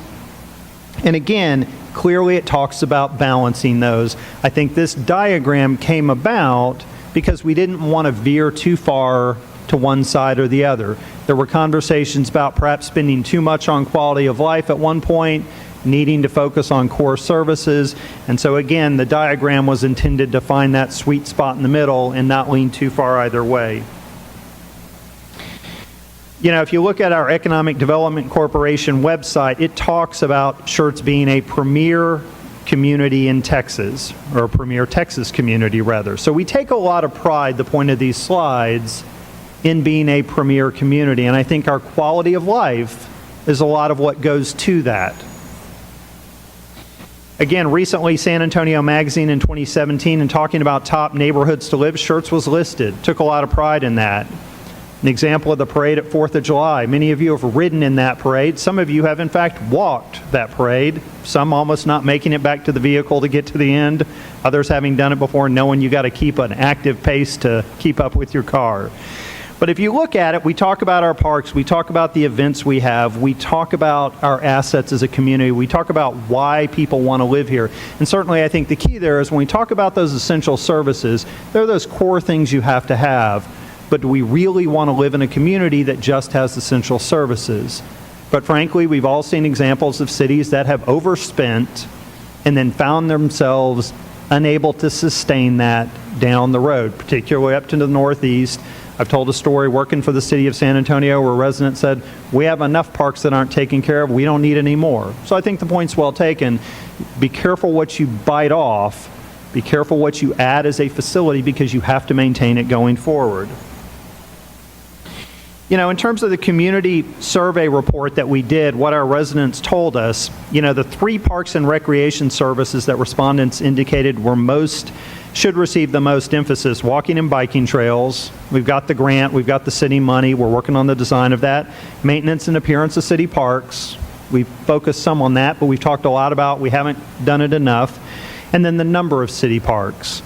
You know, city parks and recreation programs were also the highest priority for the city when ETC Institute, that's the group that did the study, analyzed priority investment ratings for overall city services. And you know, because we value resident input, we've put in the budget another $25,000 to redo the citizen survey to find out what they think. I think some areas we've probably moved forward, some probably we've stepped back. We heard a little bit about that tonight. And some areas we probably haven't made a whole lot of notable progress. So we also talk about why our respondents moved here. And this may be a little bit disappointing because when we talk about everything we've done, we talk about Schertz as a community. The top reason, something none of us control, it's location. And that's given us a lot of things, particularly with economic development, but we can't control it. But 71% of folks, so that's why I moved here. The next reason, though, 60% is quality of life. Next reason, safe community. And then right on the heels, I think fair enough, is it's affordable. So again, indicative of finding the right balance, but I also think indicative of the fact that residents truly do value quality of life facilities. You know, we've done a number of Council on the Go meetings because, frankly, these are not well attended. Council on the Go tend to be our most well-attended meetings that we do, and so Council has said, let's get out to our residents. Generally better attended. We've often included updates of parks facility because residents have shown an issue, and we've gotten feedback from residents, particularly on quality of life, taxes, things like that. So if you think back to what we heard, what generally were we hearing from our residents in those areas? And again, because we value this in going out and communicating with our residents, we spend about $6,000 a year to videotape those meetings, so there's a cost to that. And we've had comments about the quality not being good, and let's do a better job and make sure we do a good job. We've done our community budget meetings, and I laughed and told somebody I thought a lot about how to phrase this first bullet on there, and this is what I've come up with. So I think I did okay. But perhaps I'll hear from folks that I did not do okay. Although not well attended, these meetings provide a forum for those residents who are highly engaged to discuss the budget and offer their views. And I think there's a lot of value in that. For those folks who take the time as many of the folks here are, to show up at these meetings and show up at these. We really ought to have a conversation, really walk them through. And what percentage of the attendees generally supported the proposed tax increase versus not increasing taxes? So again, given the staff time and the cost, do we want to continue to solicit our input from our residents? And how do we factor that input that we heard in the decision we make with regard to the budget? So I think I'm going the right way. So at the last meeting, I think we heard some good comments about, hey, in lieu of raising taxes, we can make some cuts to some things, and these are tough choices. Nobody wants to, but frankly, that's what that balance is about. So shred days, outdoor pool, stop the free lunch for non-Schertz residents, going digital with Schertz Magazine, reduce the number of parks, stop adding new parks. So just a couple of things. You know, we've proposed kind of 2 shred days per year. Just as some of you noticed in the Schertz Magazine, we have listed that the first shred day is coming up next month in the new fiscal year. If council doesn't approve the budget, you know, likely we wouldn't cancel it. We'll find the money out of contingency, do it, and then not do another one, but wanted to make clear. But keep in mind, we collected over 9,000 gallons of paper to be shredded at the events this past year. It was a big turnout. We seemed like we nearly killed a couple staff people and council people. We had traffic backed up in Schertz Parkway, got a very good turnout for it. While some residents may own a shredder, others clearly do not, given that we had some people show up with a few pieces of paper and it looked like others had 30 years of paper that they came and wanted us to shred for them. So we could reduce the level of service. So before we say just cut entirely, we could drop it to 1 a year and cut the cost. But perhaps we should consider this as part of that larger discussion of solid waste. Number of times trash is picked up a week, cutting some costs there. Increased emphasis on recycling that we've heard about and asked for presentations on. Allowing businesses to select their own trash service rather than offset the cost of residential service through mandating a commercial vendor. And then brush chipping, again, probably a more cost-effective way to do that. It eats up time of our public works folks who are supposed to be working on streets and water lines and sewer lines and drainage, and they're out chipping brush, which is a fairly dangerous job. So again, not to say that we shouldn't look at this, but maybe we need to have a bigger conversation about it before we jump to the right conclusion. Same thing for some of these things. Closing the pool, saving $150,000 a year. Keep in mind, for the 62 days both were open, we had over 12,000 folks. Now, to be clear, Windy Swan had the far fewest. About 20% of that or so attended Windy Swan, so it's much less utilized.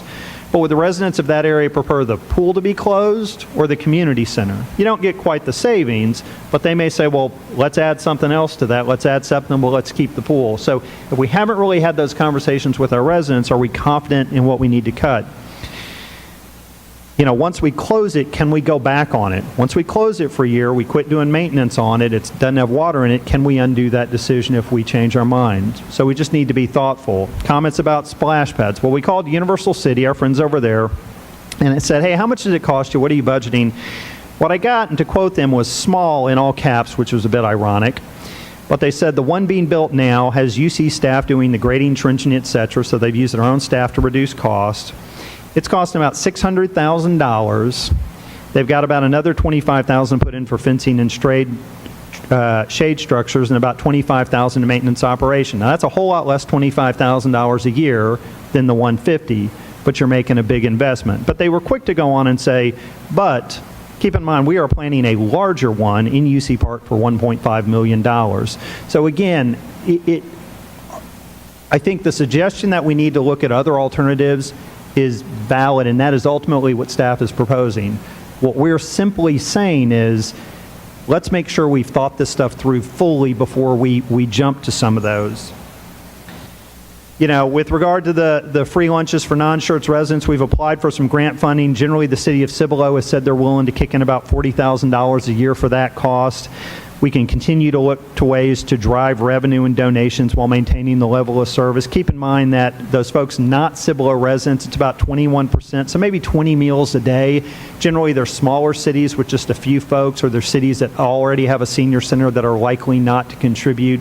And again, you know, we can evaluate that, but just so we talk order of magnitude at this point, if Cibolo were to contribute, that's the case.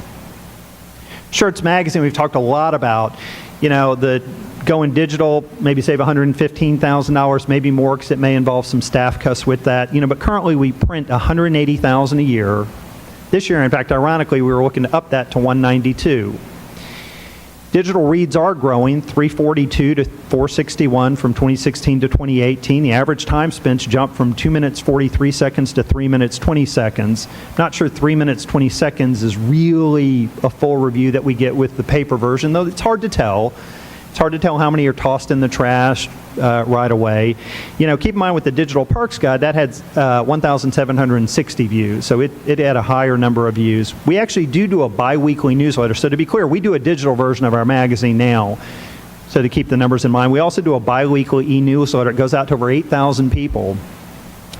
We get a bounce rate of about 11%, and then about an open rate of 19%. So we send out a lot, don't have a whole lot opened going forward. About 700 copies of the magazine are distributed to folks around town for people to pick up. Staff keeps about an extra 50 or 100 of those.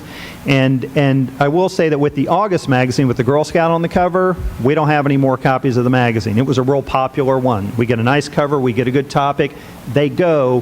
Here's an example where we've had a lot of people pick up that magazine. But certainly understand, it is a costly document, and decisions we've made to have it mostly be content, really have ads to support our local businesses who are trying to target our residents, and have it be cost effective. It means we pay for the magazine. While digital is growing, keep in mind, going back to the citizen survey, 83% of respondents, the highest, said the magazine was their primary source of information. So until we survey again, and we may get different results, and I think staff says we think we're moving more digital, but until we redo that survey, see how the numbers have shifted, do we want to make that change yet? The other thing is, interestingly enough, that may have got missed because it didn't make the cut, but staff had proposed adding money for video content, which we've seen to be very popular. We did the Hawk crosswalk video, over 1,000 views on YouTube, 17,000 on Facebook. We just did a new one on safety guard crossing, the issues we've had with people cutting, and I'll look to Linda. How many have we had views? I can't hear you. 1,400. And when did that go up?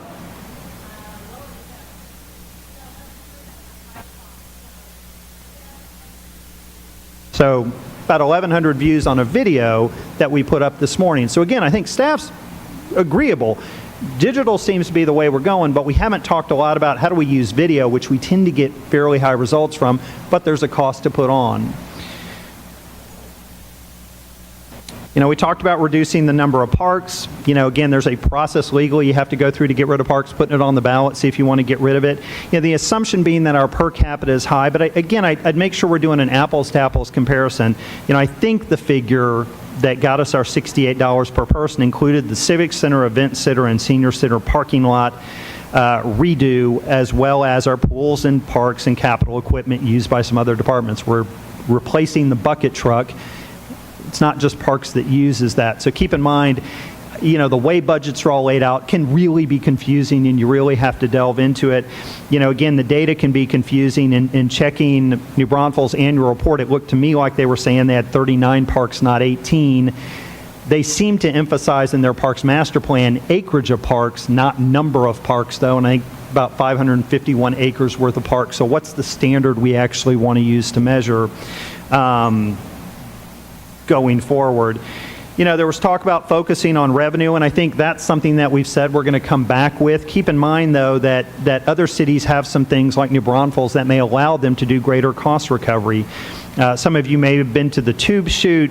Perhaps you may have had the misfortune to choose to go this day where you're not really shooting. You're basically packed in like sardines, but you keep in mind, they charge to go to that. They charge for parking. They've also got miniature golf, miniature train ride, and paddle boats, do birthday parties. So let's make sure we're doing an apples to apples, but I think staff has heard council say, let's revisit those partnerships, find out where they're cost effective, find out where our residents are getting the most benefit, and we're agreeable to do that.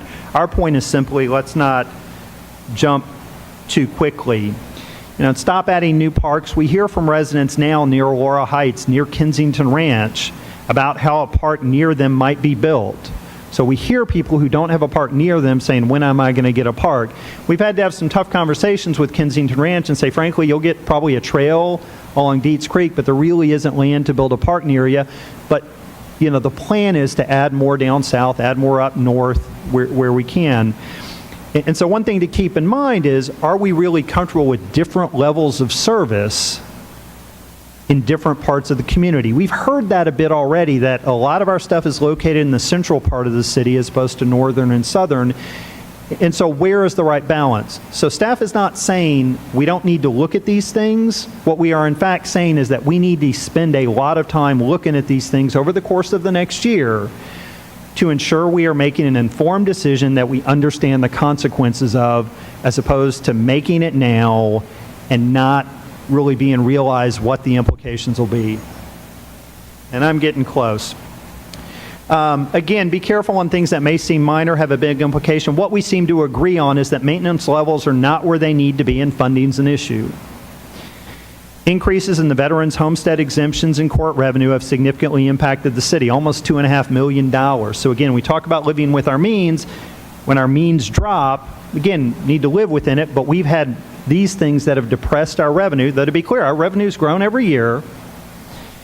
We have to look for efficiencies. You saw that in some of the things with the budget.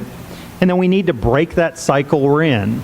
The air conditioning we've got. We need to find cost-effective solutions over the long term, not relying on CO bonds, and look at things that we can do that save us money in the long run. So again, staff is recommending we do this analysis over the course of the next year. Some of the things I think we've talked about, it's probably coming up in a minute, but from staff's perspective, we think there are a couple of options. One is we can adjust our budget assumption. The comment has been made that we are often pessimistic or conservative, whichever term one feels more comfortable with our revenue estimates and our expenditures. And generally, we come in with more revenue and fewer expenditures, but that's by design. You know, keep in mind that that doesn't generate new money. Anything that we have at the end of one year is essentially rolled into the next year, which is why we try to limit mid-year budget adjustments so we can consider all of the opportunity costs, and so that money gets rolled into the next year, and essentially we just spend it a little bit later. But that's to ensure we don't have a problem, because it is very problematic to come up short on revenue or higher expenses, and we often have to make a cut mid-year, and our choices are limited then. And so we're not making the wisest choices because we have limited options. And keep in mind, despite our pessimistic conservative estimating, our sales tax has declined 3 times in the past 10 years. Now, our revenue's always gone up. I want to repeat that. Our revenue's always gone up. But our numbers can drop or not be as high as we think. So we have to be very cautious with assuming things. So our permit revenue this past year was great. So we had 3 schools come in. Don't think we're going to have that this next year. It's a bit hit or miss, so we're always conservative. But again, that money gets rolled to the following year. You know, often our spending shortfalls are programs that run behind schedule, and often it's also because we have high staff turnover. Well, we've talked about how do we need to reduce staff turnover. Well, certainly pay is a factor. We've talked about doing the classification compensation study. We've talked about the workload of our staff. Some areas it's probably high, some areas it's probably a bit low, and we need to also look at a manpower study with it. But if we are successful in that, then that spending that's lower, the goal is to not have that happen. And then keep in mind, we don't want to be a city we read about. I think it was city of Texarkana last year, a year ago. Their sales tax didn't come in what they expected. They drew down from the water fund as a loan, and they have to pay it back. So it's problematic to find yourself in that situation. Again, main thing is the money rolls over to the next year. Option 2 is essentially we can quickly make some cuts in programs. We can increase the funding for maintenance and maintain the current tax rate. But again, cuts this significant cannot be made without impacting service levels. And this significant of cuts, we need to really look at if we're going to do that, is our strategic plan still valid? Do we still valid those things, or do we need to push up our tax rate as a higher priority? And so again, we've talked about competitive pay and benefit and staffing levels appropriate to meet expectation. We haven't factored that in yet. So from a staff perspective, you know, we can make cuts to do more with maintenance, but there isn't money proposed then to be able to, if we do the class and comp, to do anything about it. And so if we want the flexibility to deal with what comes at us or deal with some of the core issues, that's a fundamental issue. Option 3, and this is staff's recommendation, is approve the proposed tax increase to immediately fund the increased maintenance and the expanded programs desired, because we tried to pick ones that increase our effectiveness, gain some efficiencies, and then over the course of the next year, really spend that time looking at those programs. So again, decide if in light of the long and short term they're appropriate. We can actively and aggressively solicit input from the members of the community. So when we put something and say, how do you really feel about this program, we can then tell them, well, this is what it costs you, because that may change their mind, and then have them say, this is what I'd like. We can use the Citizen Survey Council on the GO meetings.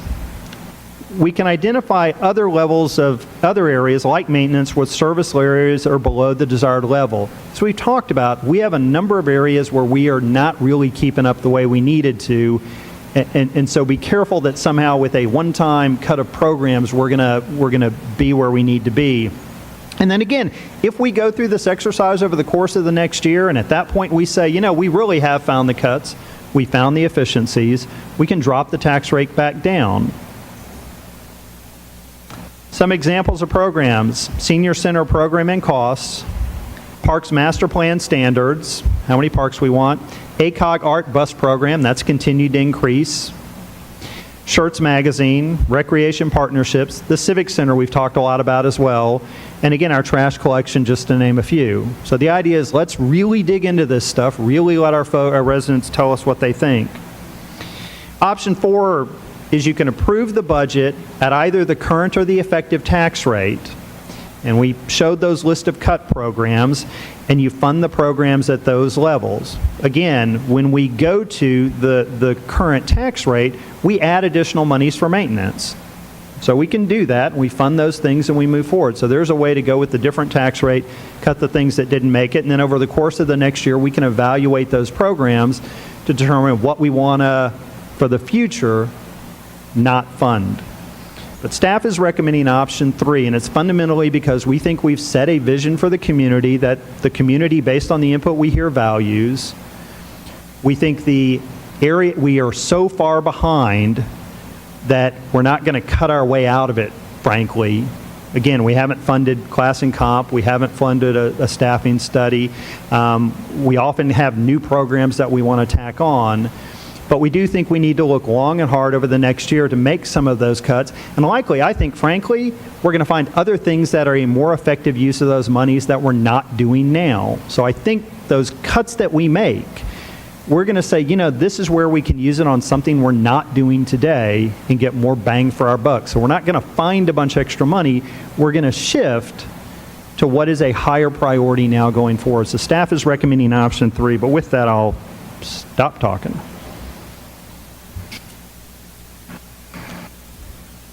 Thank you, sir. That was comprehensive there. And Mr. Walters, do you have a speaking part in this? No. Does staff have anything else to present? Okay. Well, this is open for public hearing.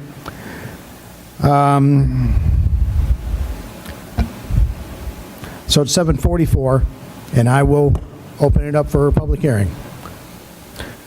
If residents have anything to say about adopting of the budget for this fiscal year. And if you come forward, please state your name and, okay. Back yet again. Brent Bolter, 2633 Cloverbrook Lane. So you've already heard me speak to the fact that I support the tax increase. I spoke at the public hearing last week, I spoke at the budget meeting, and said the same thing. Giving Mr. Larson due deference to his presentation and acknowledging some of the truths that are in there. But again, I support raising the tax rate for all the reasons that have been outlined as to why it's a good reason. I saw in Mr. James' presentation tonight some things that I think were positive and speak to what I was going to come tonight and speak to. I don't think in the past that it's been a normal part of the budget planning process to look at potential things that don't need to be in the budget anymore. I think, and this is true, especially true at the federal government, what happens is, here's all the list of things that we do and we pay for. This is all the things that we did last year. So what happens in the next year is, here's all the things that we want to keep doing, okay? And then it's a question of, are we going to give anything more money, or are we just going to keep it to the level of what we did last year? And then what else are we going to add that maybe we don't have in the budget? So that's generally the way things have been done. What I would like to see is, as part of the normal budget process, not only do you take a look at, okay, what are we going to keep, what the levels of funding are going to stay the same, but potentially what's now outlived its usefulness, what needs to not be in the budget anymore. You don't keep it in there just because, well, we've had it in there for the last 9 years. And again, to Mr. James' point, yeah, allow staff to take a look at it. You know, go out there and get comments. You know, council on the go, bring it up. Hey, you know, here's what we're looking at. What's your guys' input? I just think that it's not been part of the process. So going forward, I think that should be a normal part of the process. Not only just looking at, here's how much money we're going to get, here's what the tax rate should be, here's all the items that we've had in the budget, how much are we going to add, what are we going to add additionally that we didn't have in the budget, but taking a hard look at everything in the budget and going, what makes sense to keep, what makes sense to, okay, we spent $5,000 on this year before, this year we're going to spend $2,500, you know, for whatever the reasons may be, because we can gain efficiencies and everything else. I just think it hasn't been part of the normal process. I think that's the part that's been missing. So what's happened in this current one is we've spoken of things and brought up, but it's like we're trying to do it in a rush because it hasn't been part of the normal process. So now all of a sudden it's like, oh, in 2 weeks you got to decide whether we're cutting the magazine or keeping the magazine. It's not what I'm advocating. Let's make a normal part of the process going into the budget planning going forward, that you take a look at those things and you have time to study them and then decide, okay, this is what we're going to do here, versus 2 weeks and do we cut, do we keep, whatever, because that's not enough time to allow everybody to, you know, get a kick in. We keep it, we don't keep it, whatever. So that's the only thing going forward that I think, and again, I give Mr. James credit that he spoke to some of those things tonight, and I think that was a positive development, but I think that's what's been missing. So with that, I'll sign off and not break my 3-time speaking last week record tonight and just leave it to twice tonight. Thank you. Thank you, sir. Anybody else?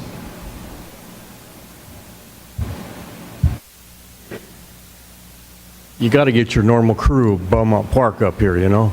It wouldn't be nice, it wouldn't be right if we weren't here. Mr. James came up and presented quite a bit of stuff that we had talked about over to some of the open meetings and last week. He did a good job of covering a lot of that information. Last week, Mr. Larson talked about our needs and our wants. Sometimes it's real hard to not give us our wants. But you guys have been voted in to your positions, and you're kind of in a tough spot because you need to concentrate on the needs of the city. 2 specific ones hit me tonight, listening about the animal shelter. That's a need that the city needs to look at as to what's going on and take care of it. The other one is we're all sitting here hot. That's a need for the city to start maintaining some of their facilities. It's not a want, it's a need, okay? Those are things that need to be looked at by you as a council for what the city needs.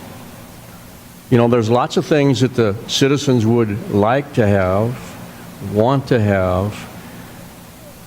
I grew up having my needs met. My parents met my needs. I didn't realize that I was missing so much by not having everything I am told now that I wanted. I didn't I had my needs met. That's what needs to happen. Once you do that, things can start to go on from there. So you need to look very carefully at that. The city, and he did a good job tonight. He presented quite a bit of stuff. But you need to look at the needs of the city versus all the wants of the city. Sir, before you leave, name and address for the record. Dana Eldridge, 2628 Gallant Fox Drive, Belmont Park. Thank you, sir. You're back. Hi, Michelle Womack, 2944 Mineral Springs. I just have a couple of really quick things.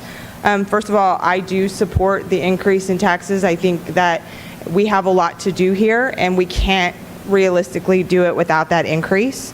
I think we can do it responsibly, and I think most of our residents, at least the residents that I talk to, are okay with this. Nobody wants to pay extra tax, but sometimes it's needed. And I think that's where we are right now. In respect to the Windy Swan pool, I would ask that before you make any decisions about closing the Windy Swan pool, that you read the original deed. When that deed was signed with our city, it was signed specifically because we agreed that that land would continue to be used as a public swimming pool. That's what we agreed to when we took it. So we can't just say, oh, by the way, now we've changed our mind, we want to save some money and we're going to fill it in, because that's what the residents expected from us when we signed it. It's illegal. It's in there. The verbiage is in there. So if before you make a decision on that specific item, I ask every one of you to pull the deed. If you don't have it, I do. And just look at the wording and ask yourself, are you willing to go back on the promise you made to that community? Thank you very much.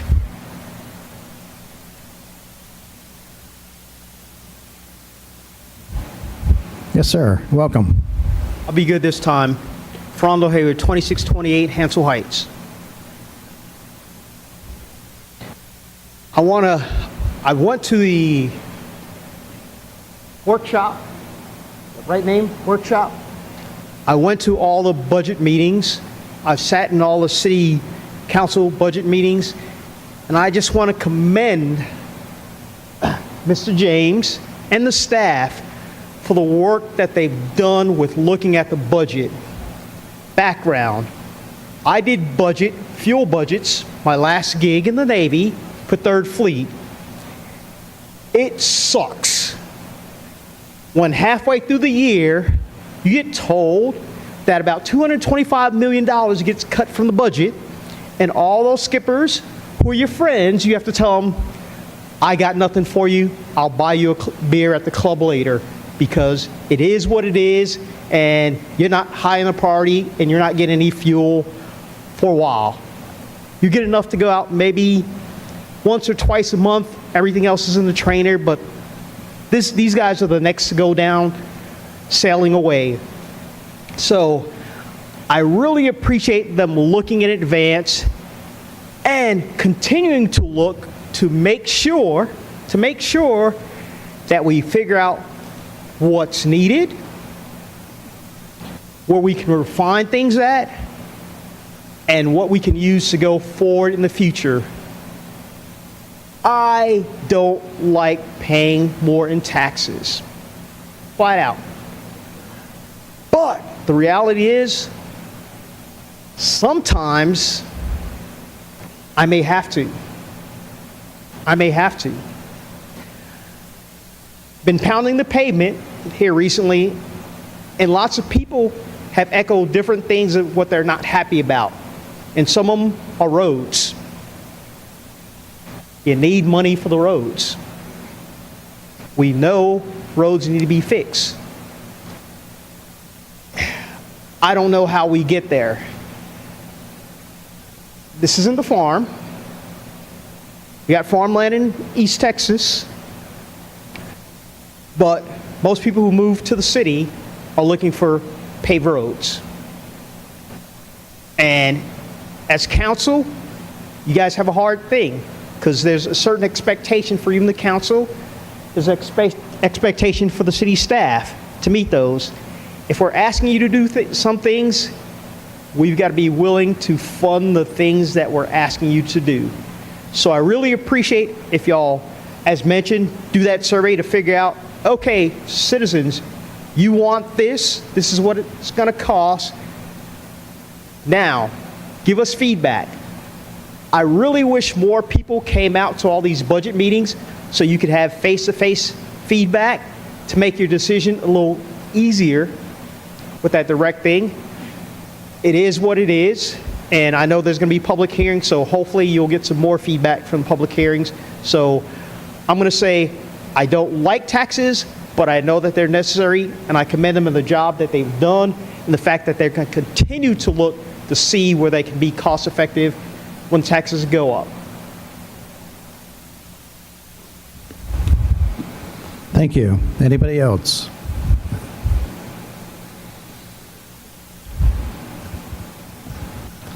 Good evening. John Sullivan, 513 Triple Crown.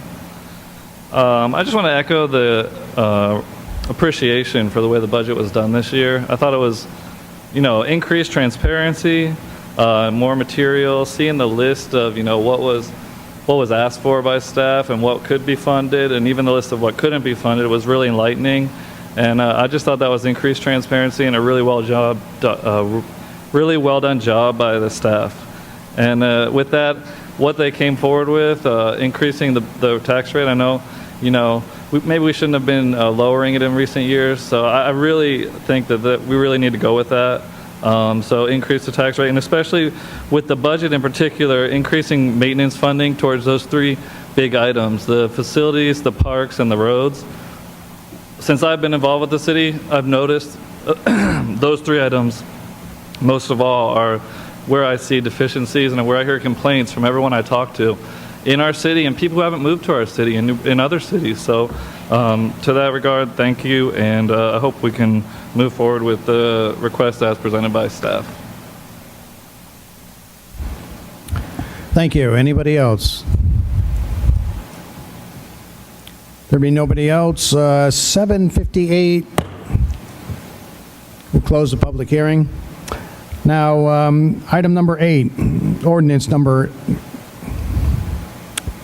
18T32, consideration and/or action approving an ordinance on a proposed fiscal year 2018-2019 budget. Mr. James. I apologize, Councilman. If I may, though, I intended to mention this just in the interest of, again, transparency and letting you know. One of the things that we do every year is we talk about our water and sewer rates. You may remember that we've briefed you, and as you will see up here, the rate structure we've had for typical 5/8 meter, 5,000 gallons of water and wastewater, this is what we had shown in terms of the increase going forward, 70.56 to 75.14. That's to come forward in the future, but in light of, I think, a valid point, all this stuff adds up and it stacks. I didn't want to have this presentation and not remind you of this fact. I will tell you, though, that staff isn't going to be recommending what we have shown you previously. Every year we redo the study, we evaluate that. They say, what are our expenses, what do we need, how is our use, what are water costs doing? And so positively, to a degree, we are not going to be recommending that it go up as much. We are still recommending an increase. That's about $3.50 more a month, but it's less than what had been. But I just didn't want to have this budget presentation with staff having received the report late last week and not mention it in deference to transparency and that public trust.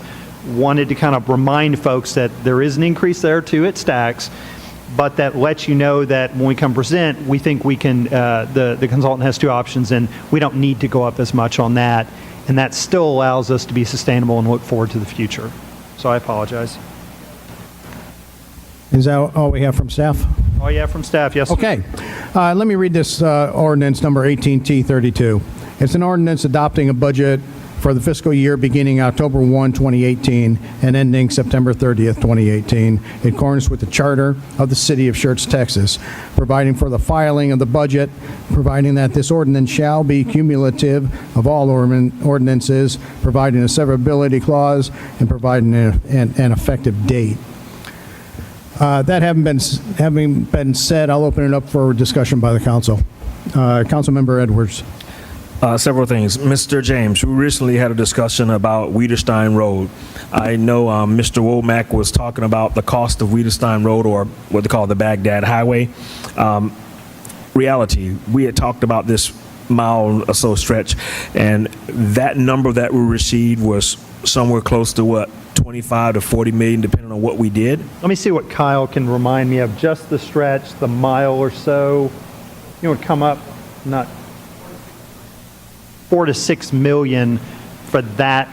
Are you talking from 35? Are you talking from 35 to the corner, or are you talking the 35 backside? to the corner. Okay, but we're talking, I think he's talking about the backside up to Dean Road. Backside, I think, was somewhere in the order of magnitude of all the way to 1103.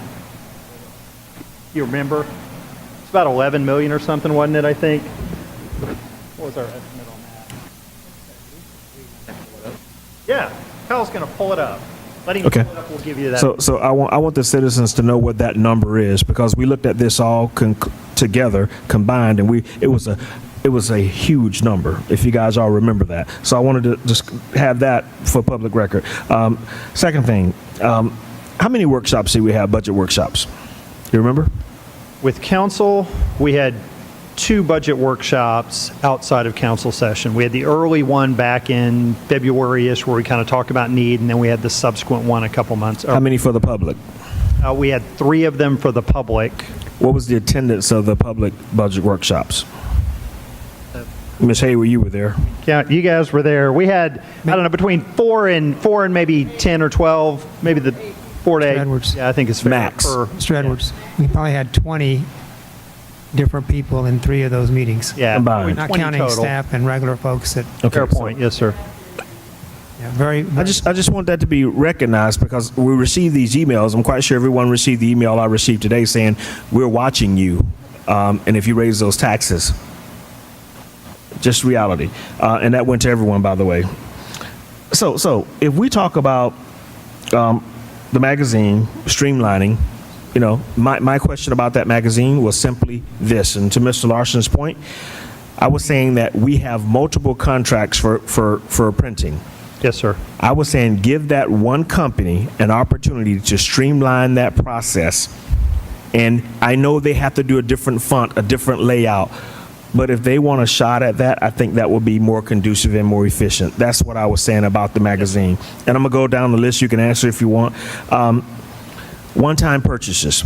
We talked about a machine at the budget workshop. We talked about a machine that they needed in maintenance. The machine was a machine part washer. Yes, sir. One-time purchase that can save us money with efficiency. A properly trained staff, one-time purchase. Next thing, chipping services. Now, at one time, Bear Waste did all these things for free, clean up and all those things. Remember that? We went to a new service contractor with Republic, right? We did that. I'll let Dudley speak to it. I think when we went to that, the service is always cost. We've always had staff do it. There's been some maybe lack of clear, or I'm not sure practice was always consistent with the contract. Is that accurate, Dudley? That is correct. Prior to 2015, Bear Waste would do bulk pickup of brush and other things, couches, refrigerators, etc., and they would work out the rate for that with the citizen directly, and the city was not in that picture. In the 2015 ordinance that was passed, while Bear Waste was still our provider, the city made sure they were inserted in that process, and we also gave our citizens 12 pickups a year of bulk waste at no charge. Then shortly after that, Bear Waste sold their organization to Republic, and Republic continues to be bound by that ordinance. So the first 12 pickups in a 12-month period by our current ordinance are at no cost to the citizen. We still pay Republic Services now for that pickup, but that's why the city's inserted in that, so we make sure what's getting picked up is what we're getting charged for. Thank you. Do you remember when the young man that owns Chalker Tree Services came and said, I will provide those services and equipment for free? I do, yes, sir. If you put it down by Pecan Drive, he'll provide the services. A business owner that lives on Maskey Road said, I'll do it for free. But I think there was some caveats to it. He was saying also that he wanted to be able to chip some of his product. Am I not correct? Yes, sir. So that's something that we always talk about, public-private partnerships. That's a great public-private partnership. There's nothing wrong with that. We did it with the YMCA. Are there some insurance issues? I don't know, but I think it's something that we need to explore. I don't think we just shut it out. So that's another thing that we could streamline. If I may, Councilman, that figure is 12 to 16 million that we got for the section of Wiederstein. So 12 to 16 million for Wiederstein. Okay. Next thing, no frills budget. Man, I like the fact that we have no frills. Brian, you know me. I'm a kind of just, hey, call it what it is. If you have to tell me no, tell me no. If I'm out of line, tell me I'm out of line. I will. But you guys have done a heck of a job here with the budget. You really have. I think that it would be almost impossible not to pass this budget as we see it. Okay, I know there's been some emphasis on the shredding. You know, if we're talking about 9,000, 6 pounds, we think about the 9,000 buckets that were received of waste. Is that a shredded bucket or is that like compacted bucket? Big toter. And we threw it all into the toter. Oh, that's the big toter. Okay. That was the volume of that.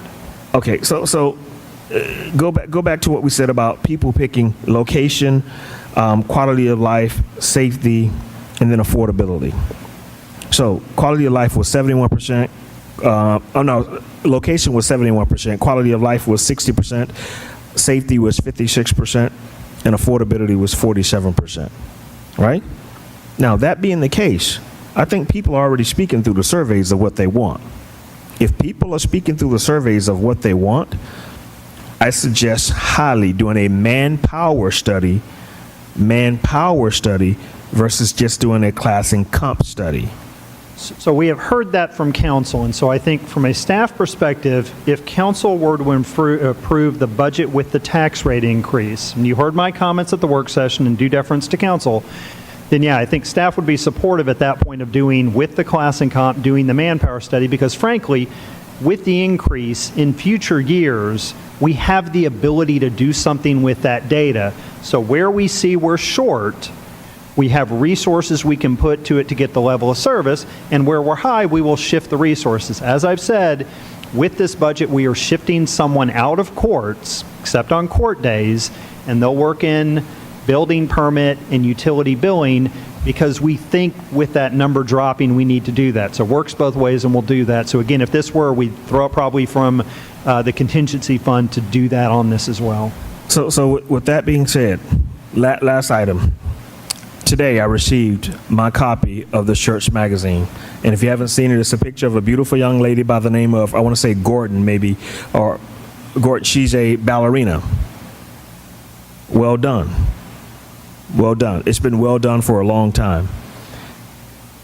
I still think that if we can streamline the process and maybe pick up some other printing services for that contractor, that may be something to consider seriously.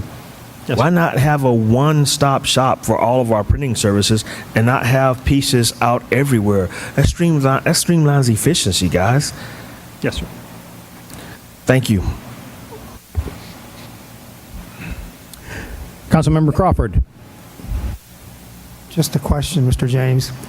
Since the animal shelter is now under the police department, yes, sir, has their budget been increased to handle the need for what's going to change in the next couple of weeks or a month or whatever? So let me be clear. The animal care services budget will be moved over under police. But will there be a need for any increase in their budget for what's going on and what needs to be going on? So let me say this, maybe to Ms. Womack's point earlier.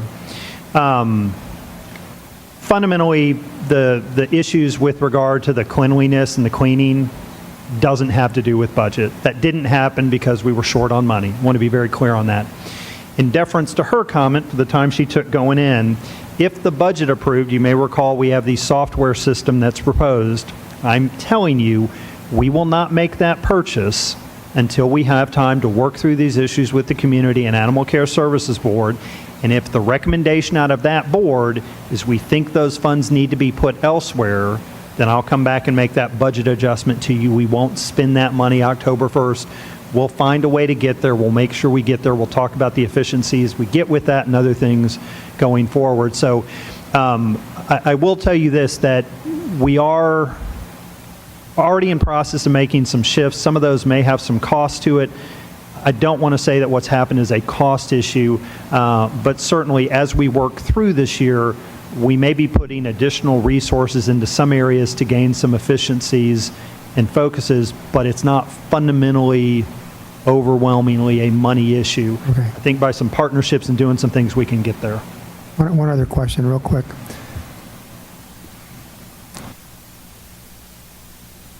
I'll come back to it in a minute. That's okay. Okay, and to be clear, it was 9,000 gallons. Those toters are more than a gallon each, so it wasn't 9,000 toters. It was 9,000 gallons of stuff, paper stuff. Sarah, was that accurate? Yes, it's the 64-gallon container, and then total we had 9,000 gallons. So James or Kathy Woodley, who do a lot of math, can Could do tell the us math how on many that, toters yeah. it is. Councilmember Larson. Well, I'm going to kind of pick on Mr. James today, but only because I know he can take it. I'm really not going to pick on him that much. But I will say, here's the thing about Shred Day. It's kind of it's the event that keeps on paying dividends because it demonstrates the absurdity of government spending in one sense. And I appreciate Mr. James's passionate advocacy for every single funded program that we have, down to and including Shred Day. So just if I may interrupt, you did not hear me stand up for Schertz Q. Yeah, that's very clear. Fair enough. And I'll take you up on that. Now, the reason I like to highlight it, it's only $5,600, $5,800. I thought it was $10,000 because we did one this year and it ended up being about $5,000, but because we did a second one that was 2-for-1, unexpected, I don't know. But it's still $1.60 per gallon of shredding about, which is almost identical to the price you would get if you went to a private company and paid for your shredding. And to think of shredding as the perfect idea of, it's like once a program exists, it become a sacred cow. Before 2018, Schertz had never even thought of a shred day, and now it's canon. Like, can you imagine people if they don't have shredders? Why don't we have a free haircut day? I don't have haircut shears. I'm sure it'd be popular. And when we talk about these programs in the community passion forum, it's always a different conversation, right? If I go to someone and I say, hey, do you like chocolate? Like, oh yeah, I love chocolate. And I come back, hey, I think I have a market for my $10 chocolate. Everyone I talk to says they love chocolate. Well, then if I go to the people and say, would you like to pay $10 for their chocolate? No, it's ridiculous. I'm paying $10 for that. I found the same thing with Schertz Magazine. It's a beautiful magazine. It's a great magazine. If I go to someone and say, hey, do you like Schertz Magazine? Oh, yeah, it's awesome. I say, well, did you know that the city loses $150,000 a year making that? What? I thought the ads paid for it. It's a different conversation. It's a completely different conversation. And so when we go to the community and say, hey, do you like parks? Would you like more parks? People are going, oh, no, I hate parks. We should have more concrete jungles and parking lots. Well, that's not a real conversation. And I want to back up here because here's the trap. And it's not a trick anyone plays. It's just a trick of talking about budgets. Anytime we talk about budgets, somehow cuts. It all becomes about cuts. What we're going to lose. I want to be very clear that when I say we shouldn't raise taxes, I am in no way saying that we should cut funding for any program. And when we say we've lowered the tax rate or we haven't had tax increases, every year for multiple years, maybe there's one exception, our revenue has gone up. And it hasn't been an inconsequential amount. Frequently, it goes up at a higher rate then the population grows, which means the per capita tax burden is increasing. So it's always scary to talk about cuts. Well, what are we going to cut? What are we going to cut? When I propose cut ideas, it's because people always say, well, where's the money going to come from? And I try to give concrete examples. They don't have to be what we do, but it shows that there's opportunity. The idea is we're talking about quality of life and the economic engine, and how do we find that balance? I'm going to tell you that both improve when you narrow your focus. There's a famous book, Good to Great, that talks about major corporations that ascended to greatness and then those that lost. And the common theme throughout that book is that those who lost their greatness, who lost their way, they try to do too many things. They looked at every opportunity to be great, and they left what they were good at. And so we need to decide what it is we're going to be great at. And we don't have to spread our money around to every new park, every new program, every new green space land. And I think that there is opportunity. And I'm not saying, hey, we should push the staff harder. In fact, I'm saying let's give the same staff the same amount of resources and tell them to narrow their focus. Even the sun has trouble starting a fire without a magnifying glass.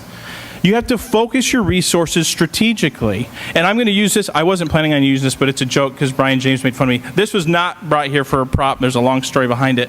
But I'm going to try to illustrate my point with this. I don't know how many people know how to solve a Rubik's Cube. Until a week ago, I didn't either, so I might screw this up. But it does make a valid point, one that council can take to heart as well. If solving the Rubik's Cube is our goal, if finding the right balance between quality of life and the economic engine is our goal, we can't achieve that without the right strategy. We can't. If I have Ralph saying, hey, turn the right side, and I've got David Scagliola saying, hey, turn the left side, and Mark Davis is saying, hey, turn this side here. See, I already screwed it up. Let's see if I can get it back. The fact is, whether I get this back to where it needs to be or not is irrelevant, because the point is going to remain the same. The point is going to be, we can't just move randomly. You're not going to be able to solve the Rubik's Cube. You know the secret to the Rubik's Cube? It's not that I can look at this and get real smart, and I'm not going to be able to solve it here because I already screwed up my pattern. But it's a series of intentional algorithms that you apply one layer at a time. You follow a pattern, you make a cross, you follow a distinct pattern to get the second layer and then to get the third layer. Now, if half of council saying, hey, fix the blue side, and half the council saying, hey, fix the green side, we can turn it as fast as we want. We can increase as many people. I can let Ralph have a turn. I can have Mark have a turn. We're never going to get to the end goal that we want. We're not. It just isn't that way. So if every time we have a budget program and every time council has an idea that takes staff resources away from their goal, every time we get to budget season and we say, oh man, every single program we have is sacred. We can't cut a pool. That's a promise we made forever. We can't cut shred day. These people, they don't have a shredder at home. We're never going to get there. And one of the things I think is important to understand is you can significantly improve quality of life by focusing your resources. We can continue to add more resources. We can add $235,000 to park maintenance.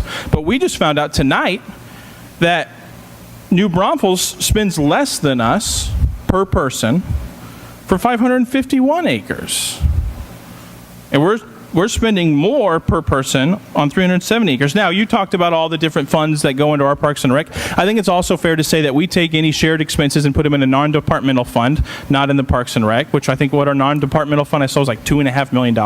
And IT budgets, you all explained to me, are separated, whereas New Braunfels includes those budgets within the department. So it balances out. At the end of the day, what their budget says and what our budget says is probably pretty accurate. And of course, we include all of Parks and Rec, including Civic Center repairs and in the Parks and Rec budget. That's to be expected.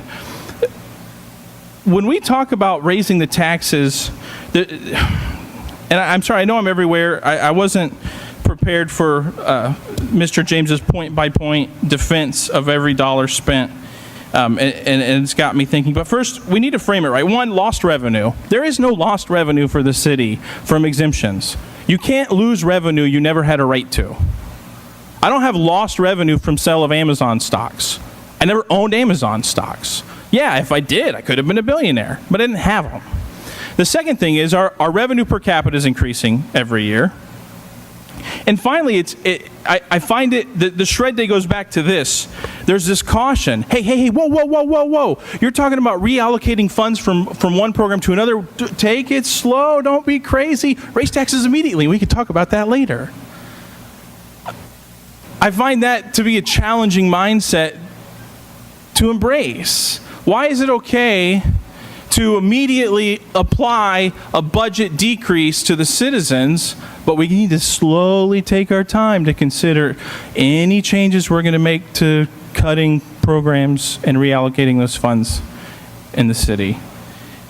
It's just, a challenge to me. And I know there's a lot of people stand up, and some of the common complaints are, hey, I wish more people could go to the budget meetings and can come to council. And I think that's fair. There's a lot of people that come here who make sacrifices to be here, but we also have to understand that a lot of the people who are here who can't afford these tax increases, they're busy picking their kids up from after-school programs and taking them to soccer games and baseball games and basketball games and tutoring.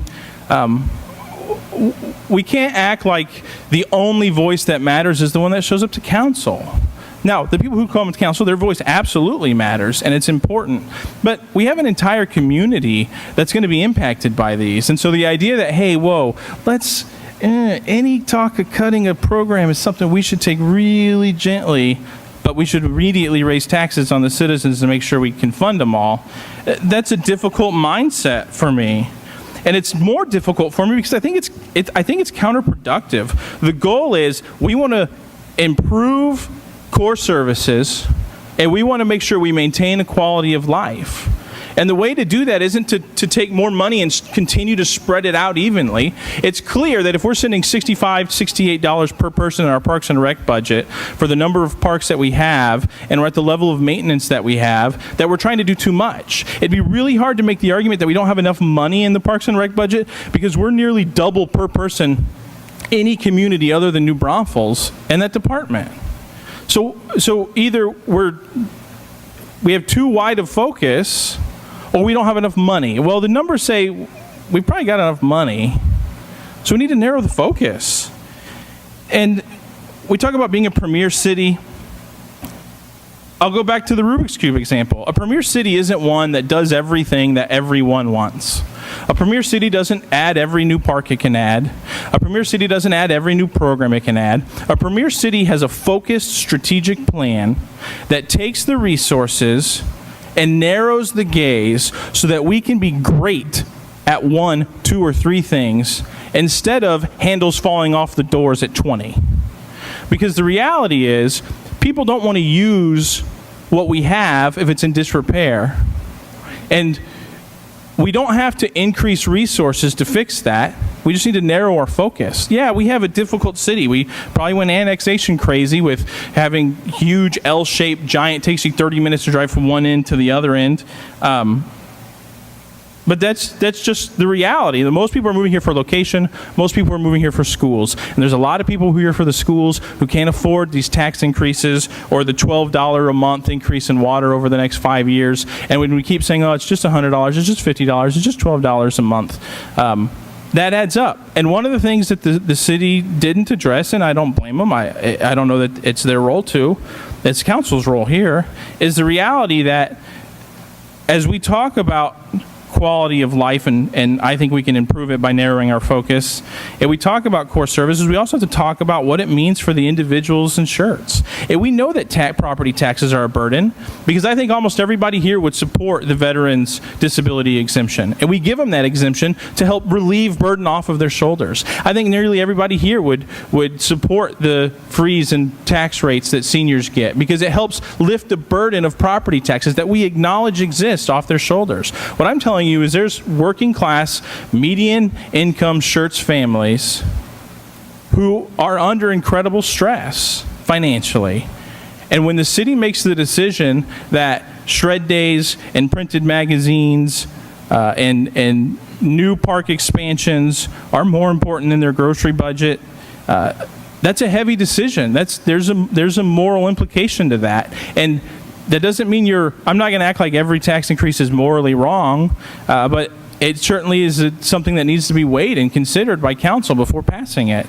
And finally, I know the sentiment, hey, I don't mind a tax increase. That's not the issue. I think everybody who doesn't mind a tax increase is welcome to send in whatever donations they want. The question is, are you willing to force your neighbor to pay that tax increase? And are you willing to justify every program that the city has and every expenditure the city puts on the line to justify using the force of law to make them pay that extra? Because that's ultimately what it is. So is it worth a second outdoor pool or third pool? Is it worth a printed magazine to force your neighbor to do that? And obviously I say absolutely not.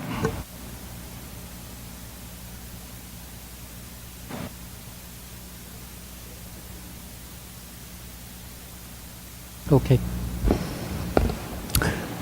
Councilmember Gutierrez. Just a quick comment. The city does have not lost revenue, but a shortfall in tax revenue due to exemptions, court fees, and yet at the same time, we're seeing an increase in population here. It's amazing to see the residents come out here supporting the tax increase. They have genuine concerns whether or not we can provide the court services if we don't have the increase. Mr. James, Mr. Walters, you provided a great presentation where residents understand our dilemma regarding the tax budget, and I thank you for that. Councilmember Davis.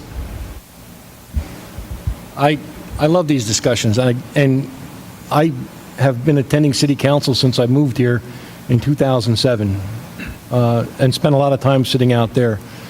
And I think this is probably the biggest discussion I ever recall having on budget in the 11 years that I've lived in this community.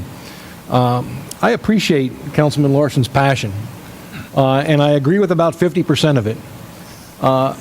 I absolutely agree that we need to look for efficiencies.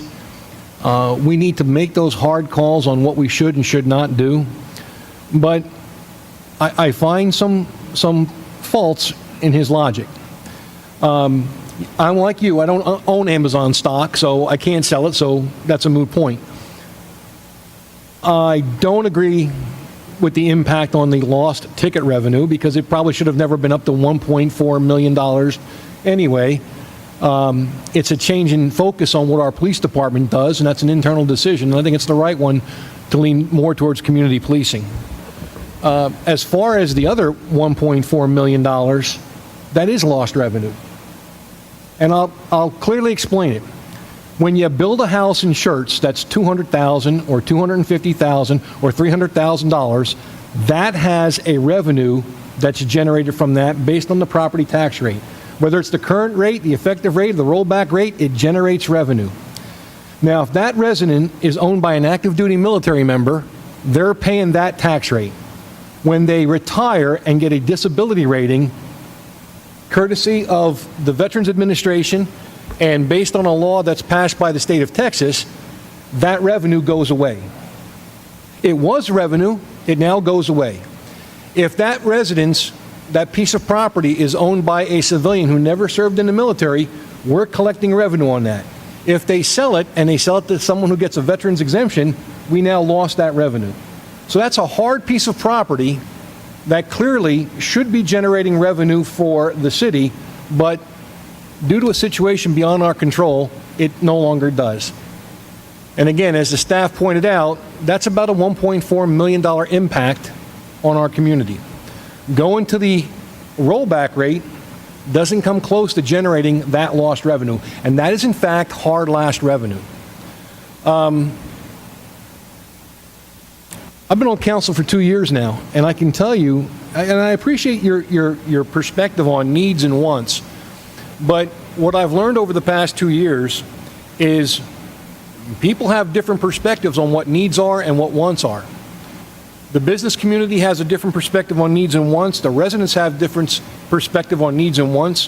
What you might call a need or a want, somebody else will call a need. I can tell you that in 2 years, I have not had a single resident call me up and said, why are we spending money on this? Why did we build a new library? Why did we build a natatorium? Every phone call I've gotten, every email I've gotten has been essentially, come out and take a look at this park and tell me why you're not fixing it. I've had dozens of emails from people saying, when are you going to pave this road? When are you going to fix Maskey Road? When are you going to fix Schertz Parkway?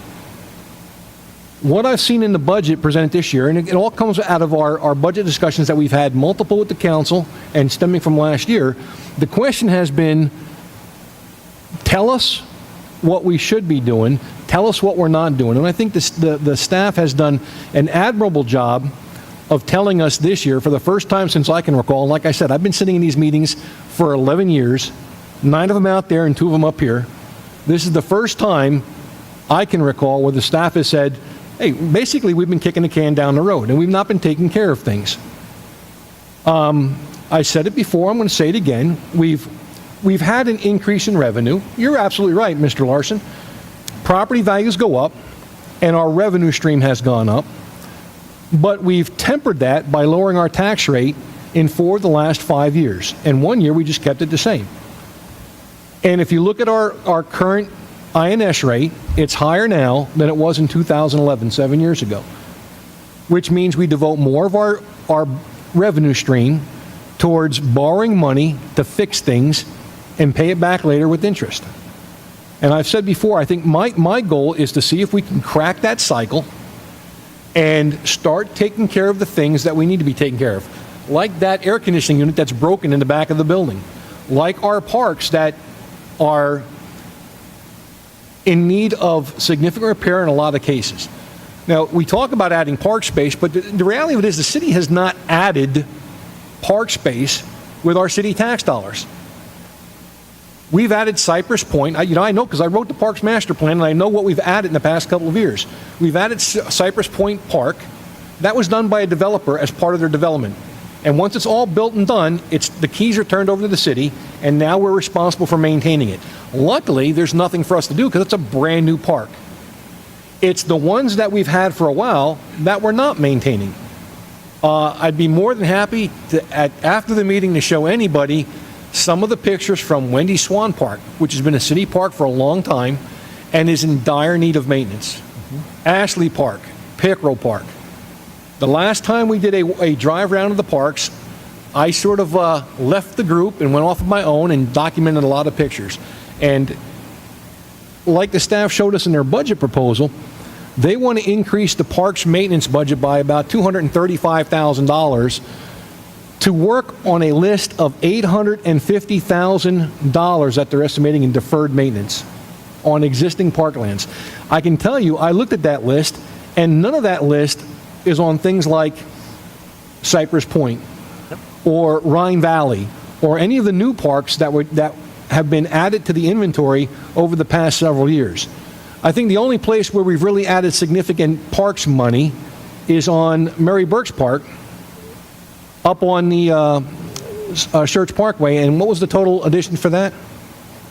It's about $65,000. And most of that money came out of the parkland dedication. The parkland dedication fee, which again is not tax dollars. It's money that is generated from new development, because a new developer can either build a park or build an HOA park, or they can pay money. And that, okay, we'll call it a tax, but it's not a tax on the residents, it's a tax on the developer. I saw an article today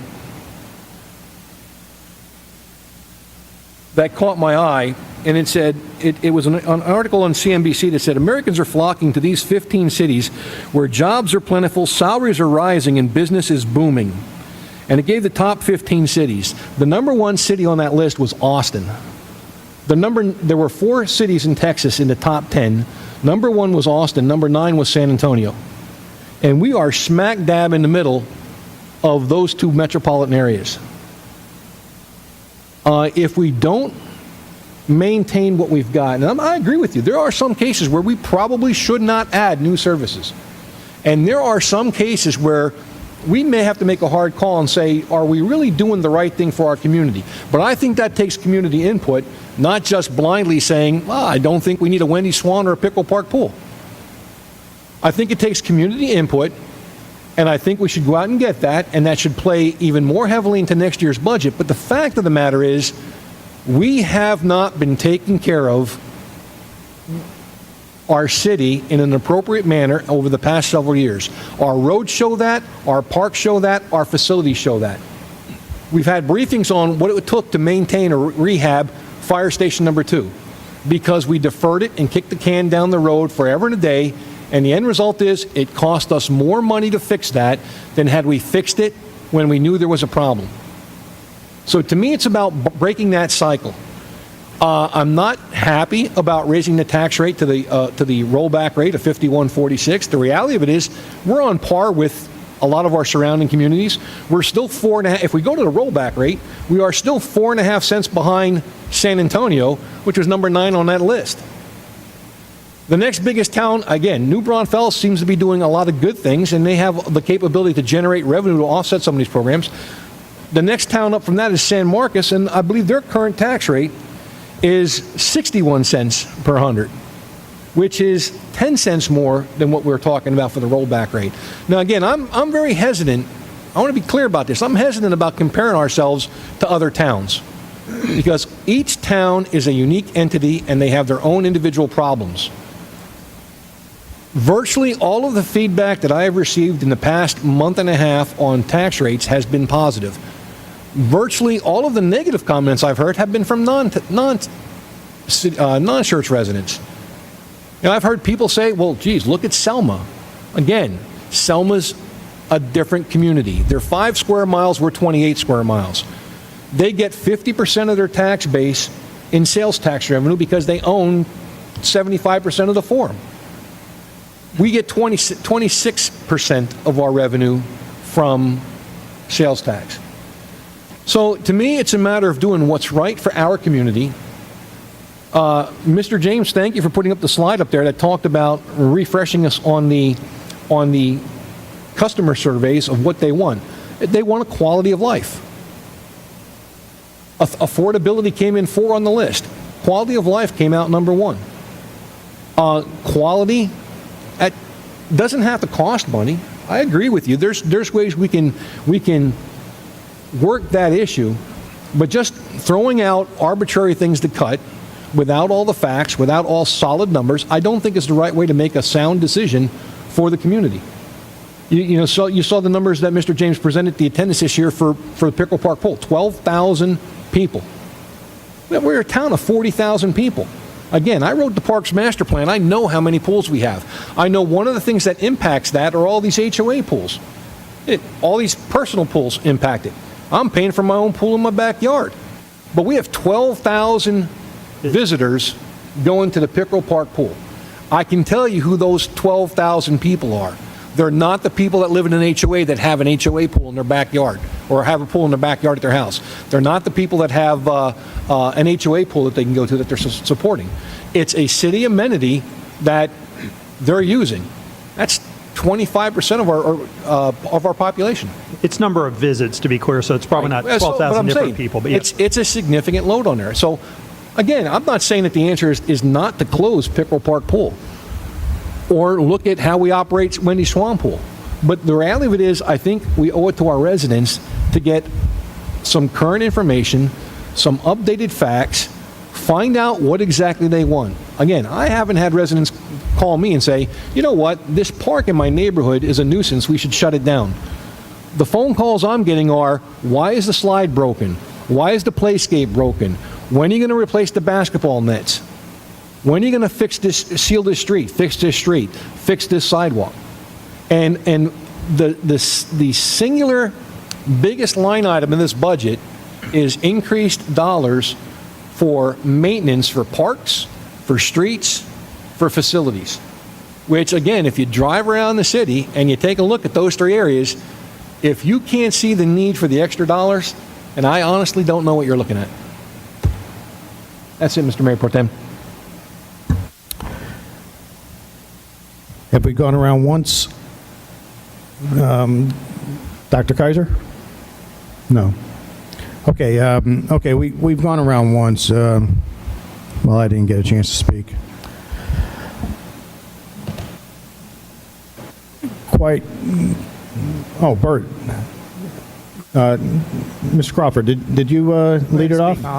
I can speak when you get through. I can't hear you. When you get through, I'll speak if that. Okay, thank you. Okay, hey, I think we do this budget talk and then the tax rate kind of backwards.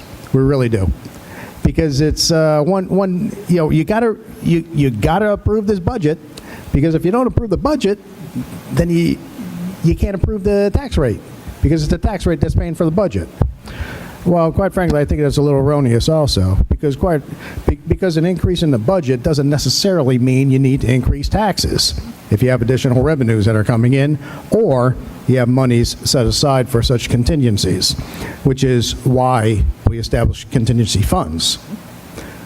2, I don't like playing a game of line item veto. especially not condensed into a time like this where it becomes way too emotional, and quite frankly, it becomes way too political. I don't need to go there. I like option 3. The only problem I have with option 3 is that we aren't really doing much of anything right now. I think what Councilmember Larson alluded to the other day is he likes to take aim and then shoot, which is highly recommended for any marksman out there. I like that philosophy. I don't like the Nancy Pelosi thing. Well, we gotta approve this so we know what's in it. That's absolutely ridiculous. I have the utmost respect for staff. You know that. Staff does a tremendous job. When we started going with the 5-year budget, oh yeah, we're moving in the right direction now.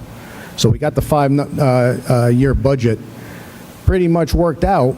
Well, it is adequate to meet the needs and the wants of the previous years and do some forward forecasting.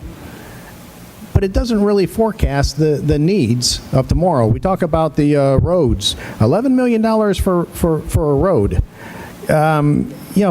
If I got the math right, that's increasing taxes by 30 cents. Increasing taxes this year, wouldn't it be a drop in the bucket on that $11 million? Plus another 5 or so for other items out there. It doesn't even begin to address it. So we have to do this because, oh my gosh, I'm not buying it. I'm really not. Quite frankly, we do have the money in the reserves to cover the increase if we stuck with the current rate. And I'm not even proposing we go down to the effective rate. That's another half a cent, 3/4 of a cent below the current rate. Yeah, somewhere around there. I'm not even proposing that. This budget is sufficient, but what I'd like to see is that we use the rate we have right now, and then let's have some honest, open, and transparent talks about where we can cut in the future, so that we aren't firing and then taking aim.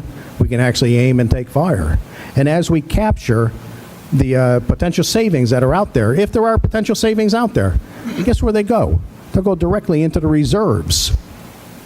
So we're really borrowing money from ourselves that we kind of sort of made a promise to repay within the next year. That's my assessment of this. I apologize, Councilmember Crawford. What did you have to say?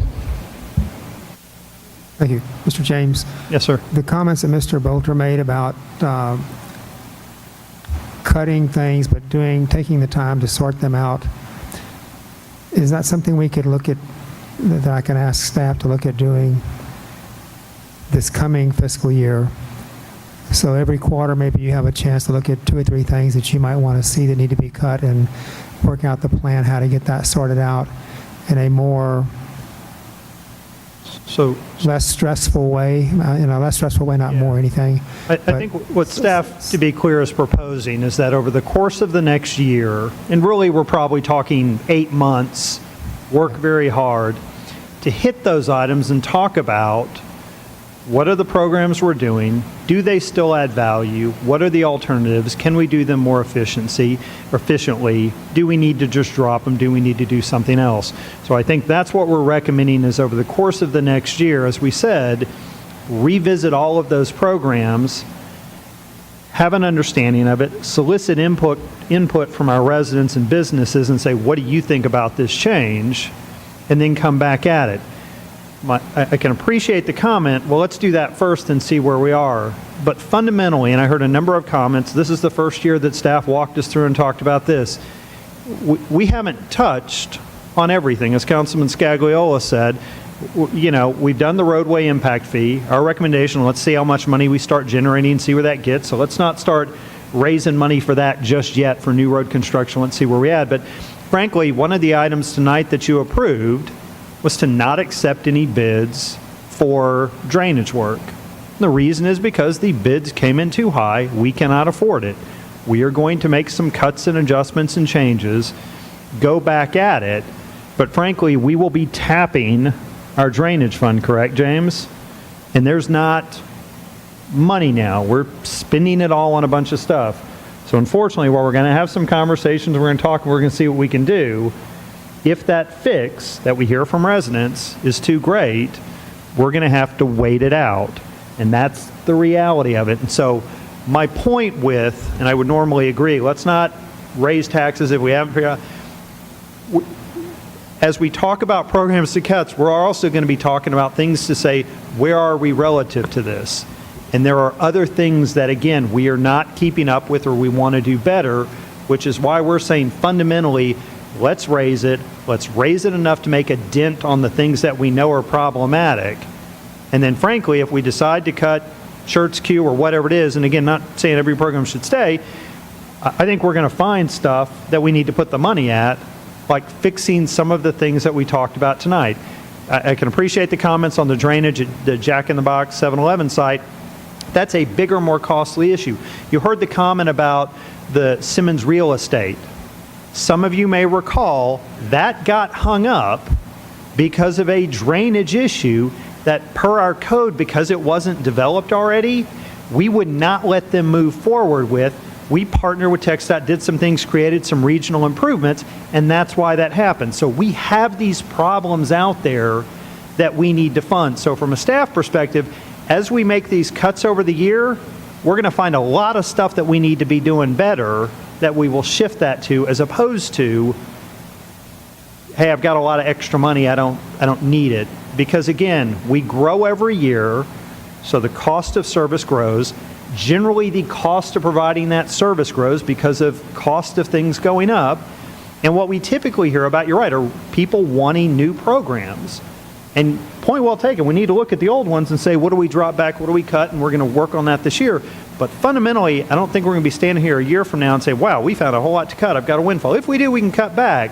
But I think we have plenty of things that we hear about now that frankly there's not money for, like the drainage problem in the neighborhood on a not very hard rain. But our drainage fund is tapped, and you had to cancel a series of projects because we couldn't even afford that tonight. For what it's worth. Mr. James, I'd like to make that sort of a formal. Could you give us some kind of brief every quarter about what y'all are looking at, so we know, so council knows as the year goes by, whether I'm here or not, how things are going on the budget? Because I'll be the first to tell you, and we talked about it today, if we don't have a good turnout at the shred day in October, I don't think we need to do one again. Yeah, I would agree with you. I think, frankly, and that's an easy decision. Shred Day is I think we're going to see Shred Day over time. People get rid of that 30 years, and it'll start to go down. So I think we can kind of decrease cost a bit. We probably roll it in with the community cleanup and get there. So, yeah, we can do that. And on the policy stuff, we'll have those conversations with council and the community about what we do. But something that you let council know through the year that we're looking at these 5 programs or something that just so we have that, for lack of a overused word, transparency, that things are being looked at now instead of having to worry about the crisis of getting things done between now and the 30th of September. Yes, sir. Because we do have to have a budget and a tax rate. Yes, sir. Thank you. Dr. Kaiser? Ryan, I think you guys have done an excellent job presenting this information to the community and to the council. I don't think in any way this was any type of flippant decision on your part to ask for the budget, to ask for the tax increase. You know, there are programs that, hey, you want to just cut back to, yeah, you know, you want to start throwing things out, sure, we can do that. I can tell you quality of life will go down. There's a lot of talk about, you know, the Schertz magazine going all digital. You know, we talk about people who don't have access. There will be a lot of people in this city that will not have access to information. And that's to me is wrong. So we're going to have some things that some people are going to say are not needs, but they're wants. And what may be a want for me, you know, I'm fine. I might be able to say, hey, I can go online and read that. There are a lot of people that we'd be saying, too bad. You know, we're going to take that away because that's not, you know, a need. But I do appreciate the openness. Costs have increased. I mean, I don't think anyone can say, I know when I go to HEB, my grocery bill has increased. Costs for the city have increased, whether it's hiring new employees, and how many open positions do we still have that need to be filled? I couldn't even tell you. I can tell you we have a number that have been there for a long time that we struggle. Frankly, I know staff is hopeful that with this last round of class and comp, that some of those positions we have struggled because of the increase, we'll have more luck with those. See, and even it goes even to that. We're pretty much at a standstill on some of those positions. If we were to fill every position tomorrow that's open, we'd be in trouble. Yes. And so, again, I don't think this is flippant. It wasn't taken lightly to ask for this, and I think, it's very reasonable what you're asking for. Okay, let me read the caption, and then after we, if we do get a motion, we can continue discussion. No? What? Okay. Councilmember Edwards, then. I do want to clear up a couple of things. Councilman Larson, you brought up the annexation problem that we had. Well, a few years ago, you guys will remember this, about 6 years ago, we had several people come to us that owned very large tracts of land and said, please annex us. The reason why is because we had a slew of development that was about to happen that was going to be considered substandard. That's the way we felt about that development. We could not allow that to happen. So we took that large parcel of land in, and if I'm not mistaken, that was a historical annexation for this, not for the city of Schertz, but for the whole state of Texas. That was a very large annexation. So we took that in to protect this environment, to protect our citizens as well. Second thing, back in 1999, I had an opportunity to listen to Mr. Sam Barshop. Many of you probably don't even know who Barshop Oles is. But he came over to, well, James, Mr. Brian James, you know him because of San Antonio, of course. But I listened to him at the Randolph Metrocom Chamber of Commerce one day speak about the coalition, the I-35 coalition, going from San Antonio, you remember that, Dudley? Going from San Antonio all the way to Austin. He said that one day you're going to be able to get in your car and drive and not even recognize that you have left San Antonio. Now, I kind of phrase that differently. I say you're going to get in your car from Schertz and you're going to drive up and recognize that you have not left Schertz. Guys, it is a continuous build over and over. We see this demographic starting to change. Mr. Davis is absolutely correct. Guys, we are very unique in what we are, but at the same token, we have a huge responsibility. Not for us. Remember 1974, the largest tax increase in the city. Think about that. But if we had not, if the forefathers had not done that, you would not have that water company right now. You would not have Schertz Seguin local government corporations. We're sitting on the precipice of another thing right now. Cibolo Valley Local Government Corporation. Guys, our neighbors need water. We need water. Water is a resource that we cannot be without. It is absolutely paramount that we go forward.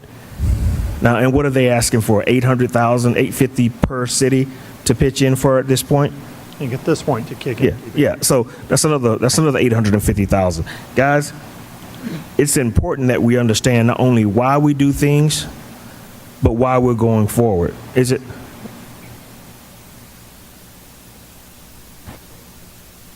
important that we understand. Yes, sir. 480 per city. 480 per city. So if that's the case, I'm gonna take a stab at this, Mr. Mayor Pro Tem. Oh, I'm sorry.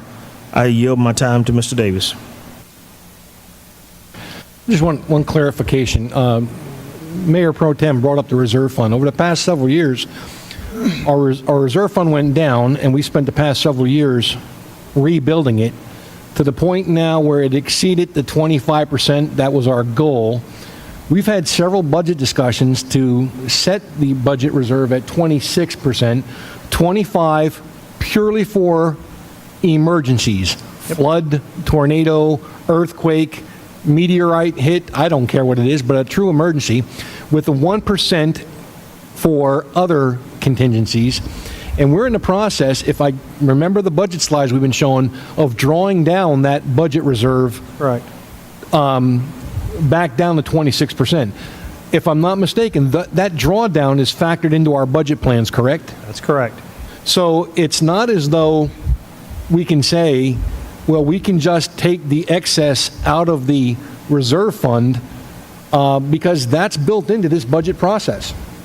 And if we're going to go with the mindset of, well, let's just stay at our current rate or go to the effective rate and take that, what we're referring as excess money in the reserves, the reality of it is we're still just kicking deferred maintenance down the road because we've already programmed that money in the reserves for our budget process over the next couple of years. I just wanted to make sure I was clear on that. It's not like we're sitting on excess money in a cash account that we could just say, well, let's keep our rates the same and we'll just pull money out of the bank account and cover this stuff. That's already factored in. Okay, I think we went around enough. Let me read the caption, and then we can open it up for another round if you're so inclined. Ordinance number 18T32. It's an ordinance adopting a budget for the fiscal year beginning October 1, 2018, and ending September 30th, 2018. All right. How about 2019? In accordance with the charter of the city of Schertz, Texas, providing for the filing of the budget, providing that this ordinance shall be cumulative of all ordinances, providing a severability clause, and providing an effective date. We've had our discussions. Do I hear a motion?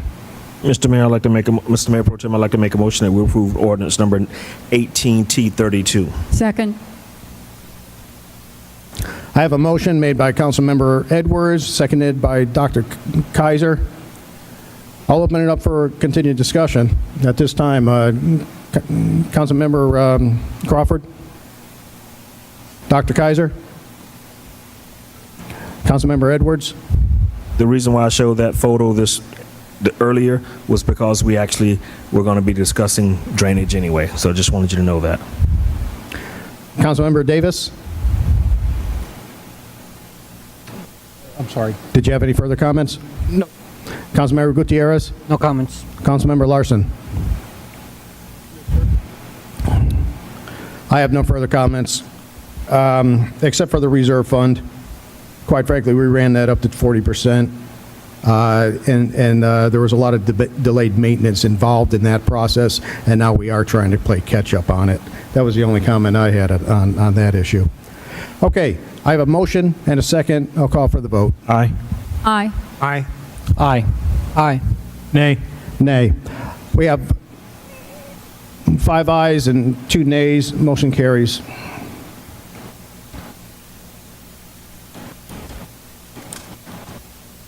Next item on the agenda, once again, a public hearing on the proposed tax rate.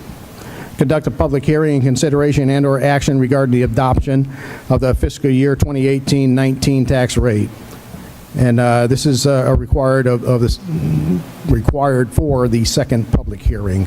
So we'll let staff start and then open it up for a public discussion. I'll turn this over very quickly to James, but just in light of this, I want to point out that, currently where we are is our tax rate is $49.11 per $100 valuation. We're looking to go up to $51.46.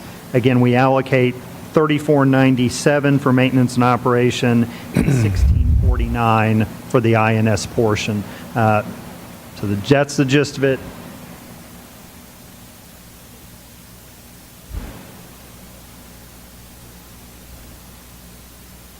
I did want to bring this up.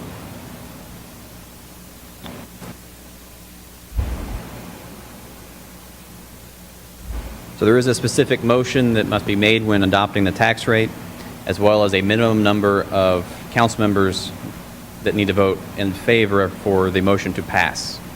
So since we have 7 council members, we need 5 council members to vote in favor of any motion, and the motion must be what's stated on the screen.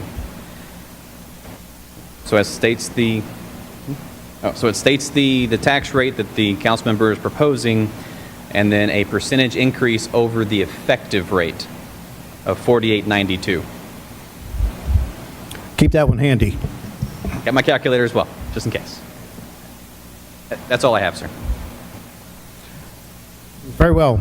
This is conduct a public hearing and consideration or action regarding the adoption of the fiscal year 2018-2019 tax rate. And we've heard from staff. It is 9:01. Let's open it up for a public hearing. If there are any takers. And once again, would you please state your name and address? John Sullivan, 513 Triple Crown. I just want to make a point that all of these things play together. I mean, you don't just move to a community that has good schools and good parks and expect to have a really low tax rate. I mean, I moved here, I did some research, I looked at the website. It says we live in a premier community. It says we care about parks. It says we have good schools. It says, my neighborhood, it looks like we have good roads. And then, I get involved in the city care. I see the vision. They care about these things. And now some people on council are saying that we need to subsidize our quality of life for lower taxes for people who can't afford to live here. And I'm not okay with that. That's not why I chose to move here. So I just want to make that point. The rollback rate is reasonable. It's actually probably not even going to fix most of our problems in any time that residents expect it. The people that I talk to expect it. So let's just go to the rollback rate, make it reasonable. That's a good compromise in my opinion. Thank you. Anybody else?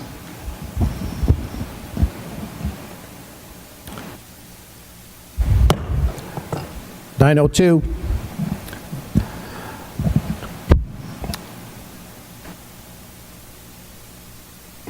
Okay, let's turn this over to the council for any discussion right now. Councilmember Larson. Well, I just want to clarify, I don't want my thoughts to be misrepresented. First off, lowering the tax rate is not asking anyone to subsidize anything.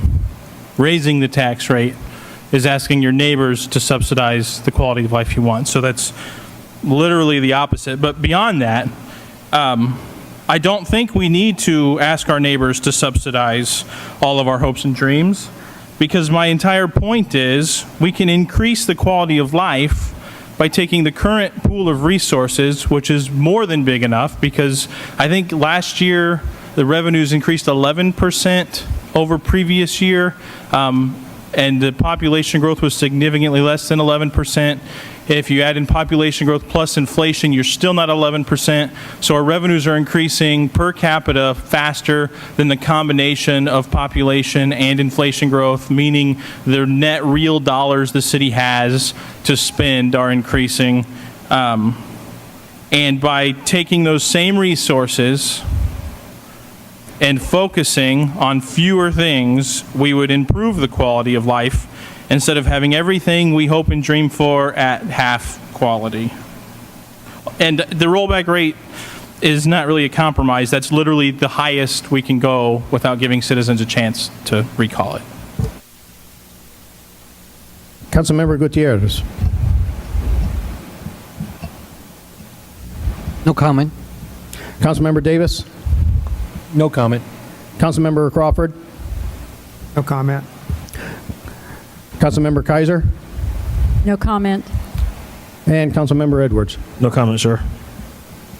Well, we've come to the point where we need to make a motion on the tax rate, and quite frankly, I'm partial to the 0.4910. So, Mr. James Walters, could you put that statement up there, please? You know what's really interesting is, regardless, this is a tax increase. I need your calculator to figure out what a 0.4911 increase would be. What we have right here is for the 0.5146. So if we went with the 4910, it would be a 0.3% increase. I looked at that before. Okay, 3%. Is that what our 0.3? Is that what our current rate is right now? 0.4910. Yes, sir. Well, then I move that the property tax rate be increased by the adoption of a rate of .4910, which is effectively a 3% increase in the tax rate. Point 3. Second. I have a motion and a second. Any need for discussion? Councilmember Davis. No, sir. No discussion. No. No discussion. I'll call for a vote. I vote aye. Nay. Nay. Nay. Nay. Nay. Aye.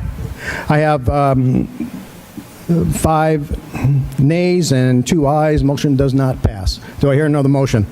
Mr. Mayor Pro Tem, I'd like to make a motion, and I move that the property tax rate be increased by the adoption of a tax rate of .5146, which is effectively a 5% increase in the tax rate. Second. I have a motion and a second, and I did read the caption, right? Okay. So I have a motion and a second. Any comments from the council? I absolutely have a comment. I recognize to the citizens that will view this later to understand that I realize that I'm raising my own taxes. I realize that I'm raising your taxes.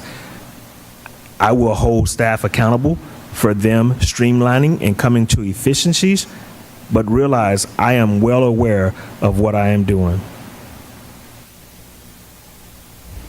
Councilmember Crawford.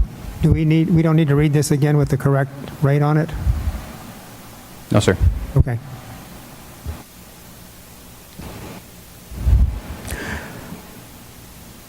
I have a motion made by Councilmember Edwards and seconded by Councilmember Kaiser. There being no further discussion, call for the vote. Aye. Aye. Aye. Aye. Aye. Nay. Nay. And the ayes have it, 5-2. Motion passed.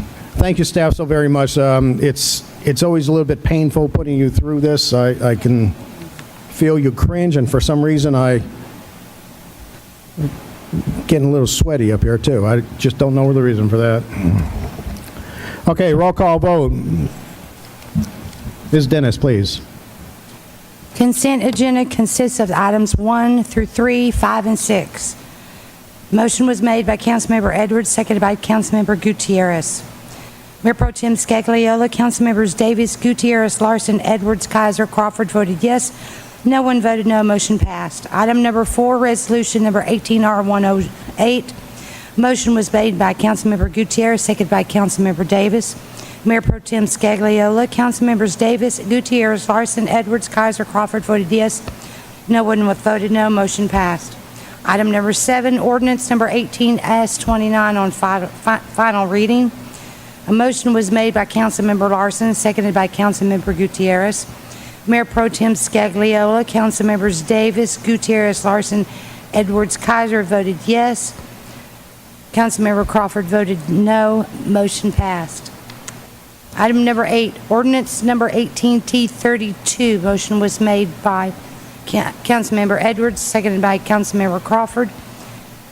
Mayor Pro Tem Scagliola and Councilmember Larson voted no. Councilmembers Davis, Gutierrez, Edwards, Kaiser, Crawford voted yes. Motion passed.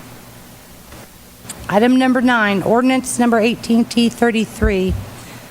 Motion was made by Councilmember Edwards, seconded by Councilmember Kaiser, to set the rate at .5146, property tax rate be increased by the rate of 5.46, which is effectively a 5% increase in that tax rate. Mayor Pro Tem Scagliola and Councilmembers Larson voted no. Councilmember Davis, Gutierrez, Edwards, Kaiser, Crawford voted yes. Motion passed.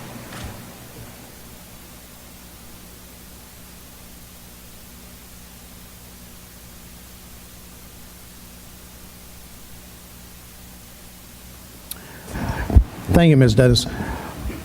And next item on the agenda is a workshop, discussion, and possible action regarding the City of Schertz interview committee. Ms. Dennis.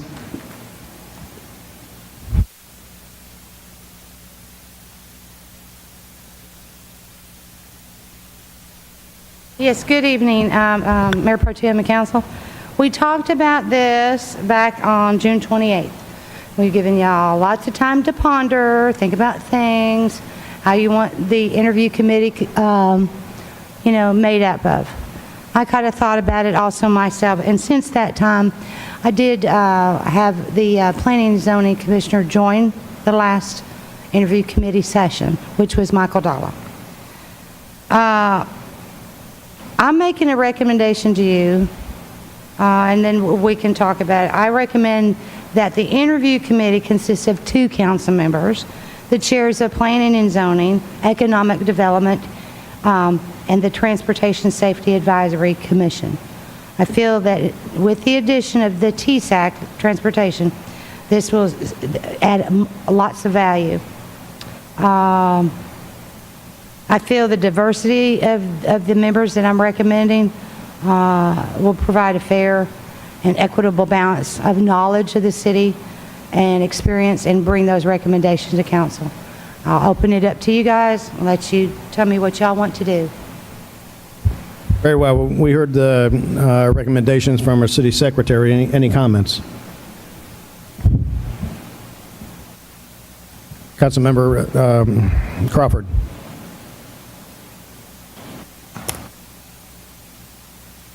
You and I talked informally about,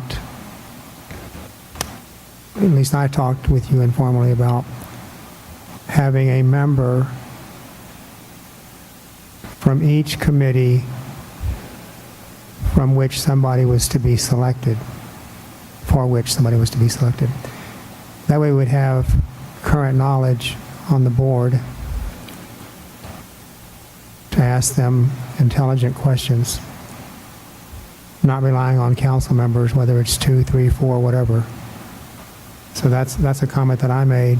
So what you were recommending, that you want a member from each boards and commissions to I wanted a member, and they don't have to be permanently appointed members, but I wanted, if we had 3 different boards or committees that had members to be selected that night, we talked about having a member from each one of those boards on the committee that selects, so they could ask questions that make sense. Because I was on Planning and Zoning, but I wasn't on TSAC. Correct. Mark was on, TSAC and Parks. That kind of a concept. I do understand what you're asking. That's going to take a lot more staff time to try to make sure that, say if we've got empty spaces on a library, I have to make sure I get a hold of a library person and set that date so that everybody's coordinated. I understand your idea, but personally, it would take a lot more staff work to bring in, a member from the library if there's a library vacancy. My recommendation is the individuals that are chairs, they have been in the city for a long time. They have knowledge, not only of planning and zoning, but they do have knowledge of the other boards and commissions. I stand by what I said, that I think having a member from a board, the chairman or the senior member on the board, be there to be able to ask good questions for somebody who we're trying just like to put on a committee, because being on a committee, picking the right person has a lot of value to it. And I'm just expressing my concerns about the equity of a good interview. I have to rely on somebody from EDC or somebody from another board to ask the questions about the specific board, because I don't know all the details. That's all I'm saying. It would take a little bit more time, but I would like to think it had a value to selecting a good member, or the appropriate member, however you want to phrase that. Councilmember Edwards. Let's just call this what it was. This was not a problem until what happened recently, a few weeks ago, when we had a previous council member not allowed to be on a committee. However, this could have been prevented, as we had talked about previously, because I brought up reservation about that. That was voiced during that meeting of the interview committee. So with that being said, the reason why we're making this change is because of that. It was pushed, illustrated, of course, I don't mind if someone sits on the committee. I don't. The changes here, I don't have a problem with it. I don't have a problem with that whatsoever. But we're on a slippery slope here. When things don't go your way, you want to make a change. Is that what we're trying to do now? Is that how we're governing? That's the problem, guys. If things don't go your way, you want to make a change. And that's not conducive of what we have decided, and it's not what we've done in the past as well. Not saying that the past is always right. Not saying that. I'm simply saying that it was done for one particular reason.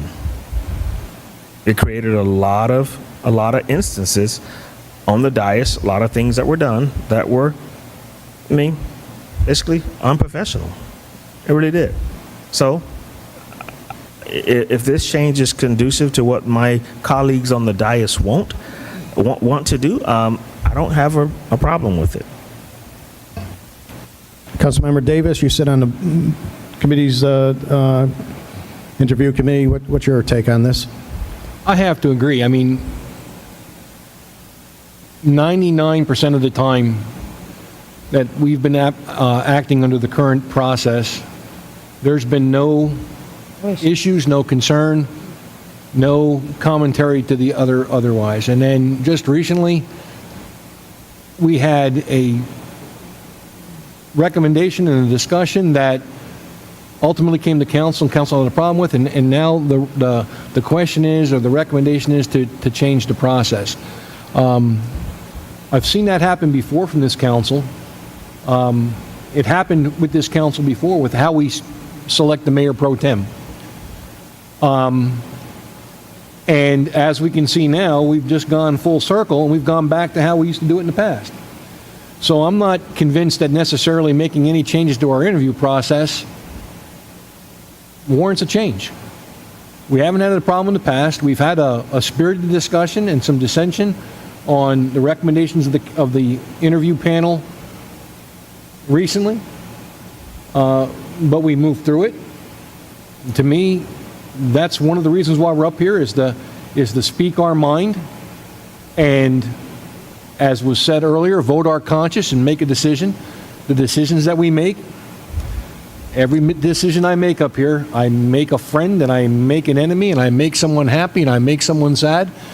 And at the end of the day, I vote my conscience and I vote my convictions, and it is what it is. So I myself don't see the need to change anything. If it's not broke, don't fix it, and I don't think it's broke. Councilmember Gutierrez. Ms. Dennis, how many boards and committees do we have total? Oh, goodness. Exactly. Logistically, it'd be impossible to get one from every board or committee to be made available for a specific date, specific time to conduct several interviews. I agree with my colleagues here. I do like the fact that you put the most important committees as part of the interviews. Therefore, I think your points are well taken. I think the breakout is exactly what we need to get those three important positions in there and conduct the interviews. I don't have anything else to say, but I think that you did a good job just thinking this over. Thanks. Councilmember Larson. Mr. Davis and Mr. Edwards were nice to not name me, but I'll just say it. I was the one that asked for this. The history of my perception is we had a process. The process broke. It was embarrassing for the city, so I said, let's evaluate the process. I think if something doesn't go your way and the process breaks, evaluating the process is the responsible thing to do, although the determination may very well be it didn't work that time, but it's still the best process. Ultimately, what happened that caused me to ask for you to look into this was a majority of the members present at the recommendation interview committee said they wanted to make a recommendation, and then the same members who were part of the committee that sent the recommendation had a problem with the recommendation. That's fine. People change their minds. There could be confusion, but the reason the process broke wasn't because anybody was wrong in saying what they believe. It was because there's too many council members represented on the committee. And so you can't have a majority of council members be the people making a recommendation to council, and then those same people who recommended the recommendation to council say they don't recommend the recommendation to council anymore. It's confusing, right? That's why I was that confused when it happened. It was crazy. And so that's why I asked that it be looked at. I don't feel that passionately about it. Look, the process obviously broke. It was embarrassing to the city. It was unfair to some of our residents.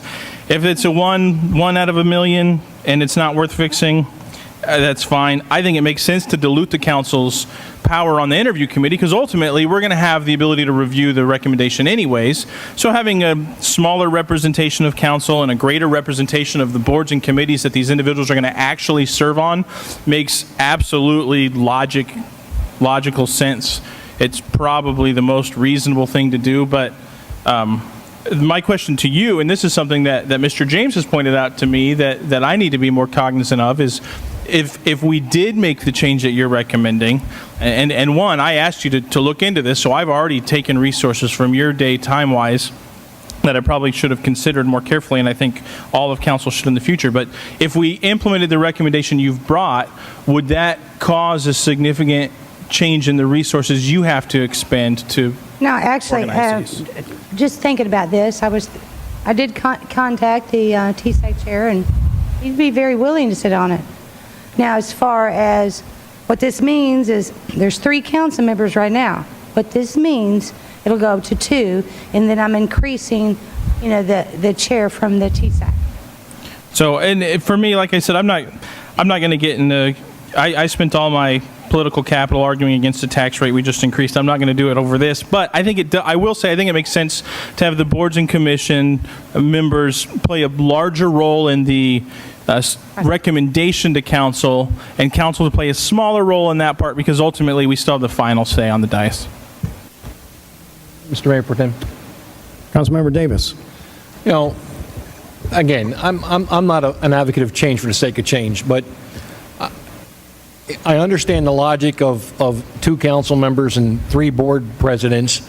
I would argue that, from my experience, the board president from Parks and Rec is probably more important than the board member from TSAC, because they deal with a lot of quality of life issues, and that's a bigger component of the city than speed humps and speeders. But anyway, to Mr. Larson's point, and tying it in with my comments on changing for change, you're absolutely right. We had an instance where a recommendation came from the board or from the interview panel, and at some point,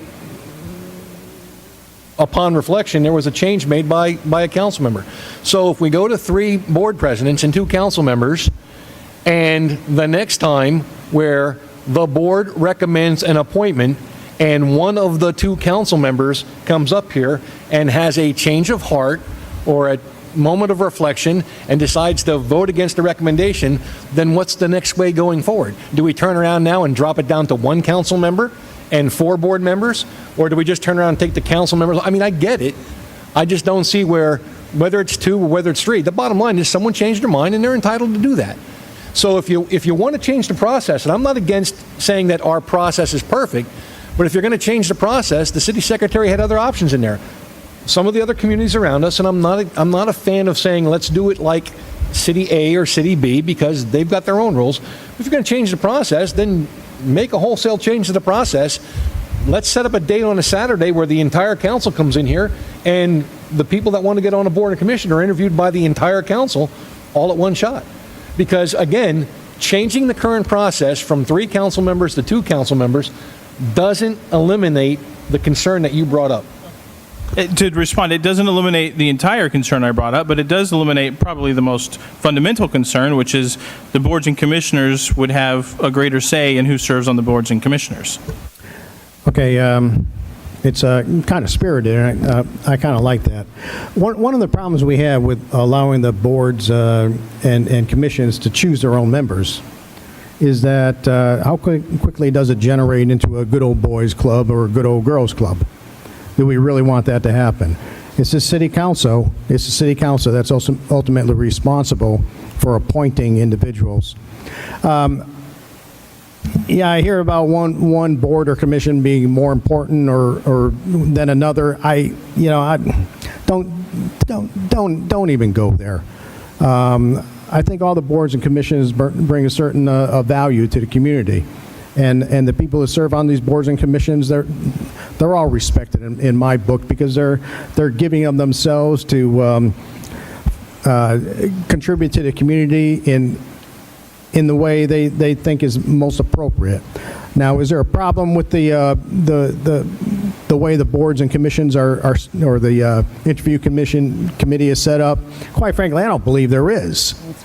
I like the idea of having the expertise, and to go back to Councilmember Crawford's point, yeah, it'd be really nice to have somebody not there all the time, because we don't always have people who want to be on the TSAC or the library board or the historics board. We don't always have them coming asking to be placed on those boards.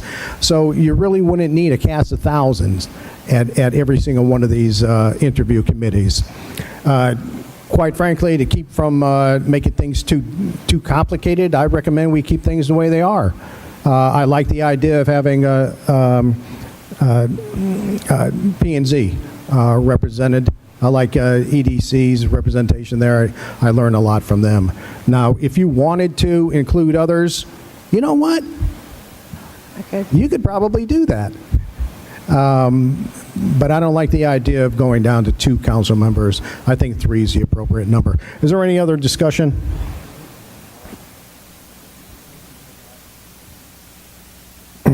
There being no further discussion, I don't know, do we need to make a motion to change anything that? If the consensus of the council is not to change, then, just that's fine. And then I can take into consideration, like you said, that, if we have vacancies, on library or something, maybe I can bring somebody in. I don't think that y'all would mind. I can try to do that, just like, when I talked to the TSAC person.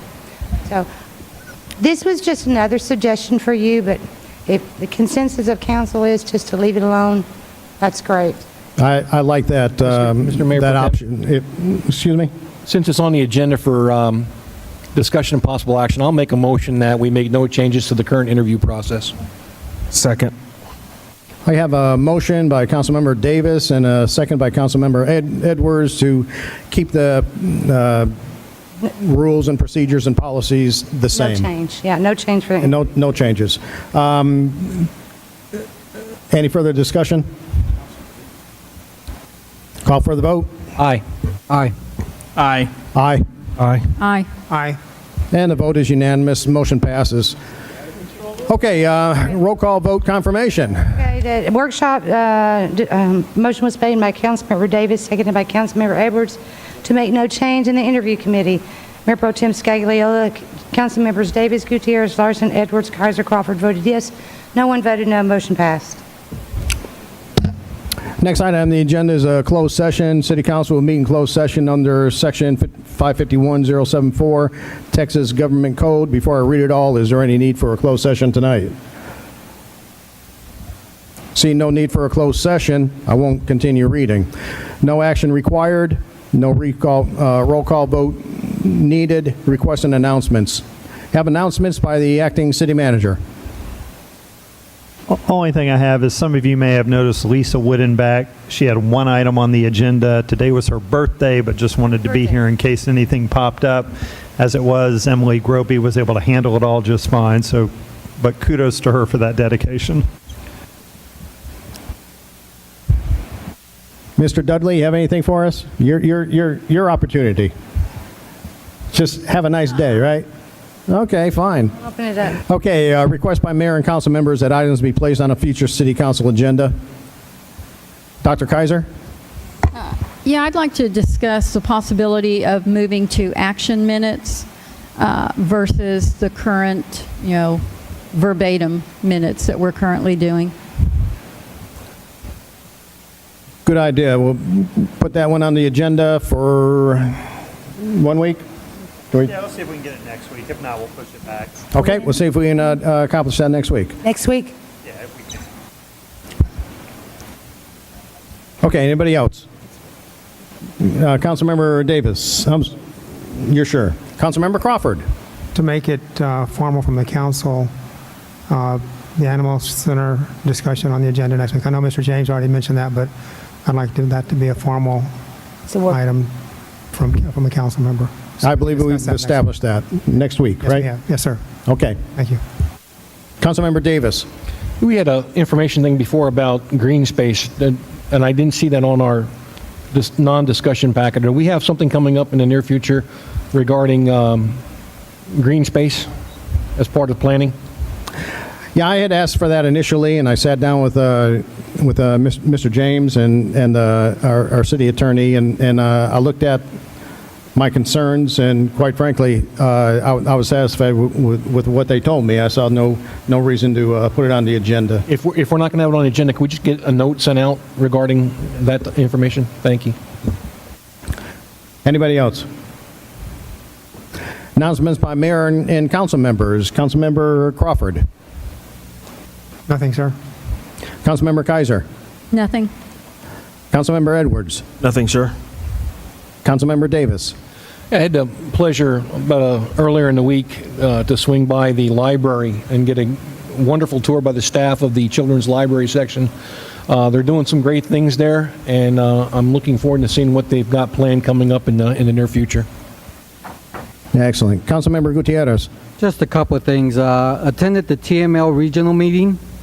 I'd like to say that together as a group, we have a greater impact in our region here. Also attended Alan Cochran's retirement ceremony and want to say thank you for his service. Councilmember Larson? No.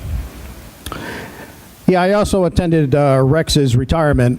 Not a whole lot of people know who Rex is because we all call him Alan out at Schertz local government corporation. Exceptional dedication to us and to Seguin and even to Cibolo. His talents will definitely be missed. Information available in City Council package, monthly update on large projects and the pending information items. One more comment. One more comment. Mr. Gutierrez, you were over at the TML Region 7 meeting. They talked about the TML president. She came through and she talked about legislative updates and things that were happening. And guys, this is very serious. If you're not looking at the legislative updates on TML, please start looking at it because they're trying to force things on cities and they're trying to basically tell us how to run our cities. We really need, and this is legislation, of course, we really need to go out, no different than unfunded mandates. We need to take a look at that and be versed on it because your constituents will be asking you about that in the future. Very well. There being no further business, we are adjourned.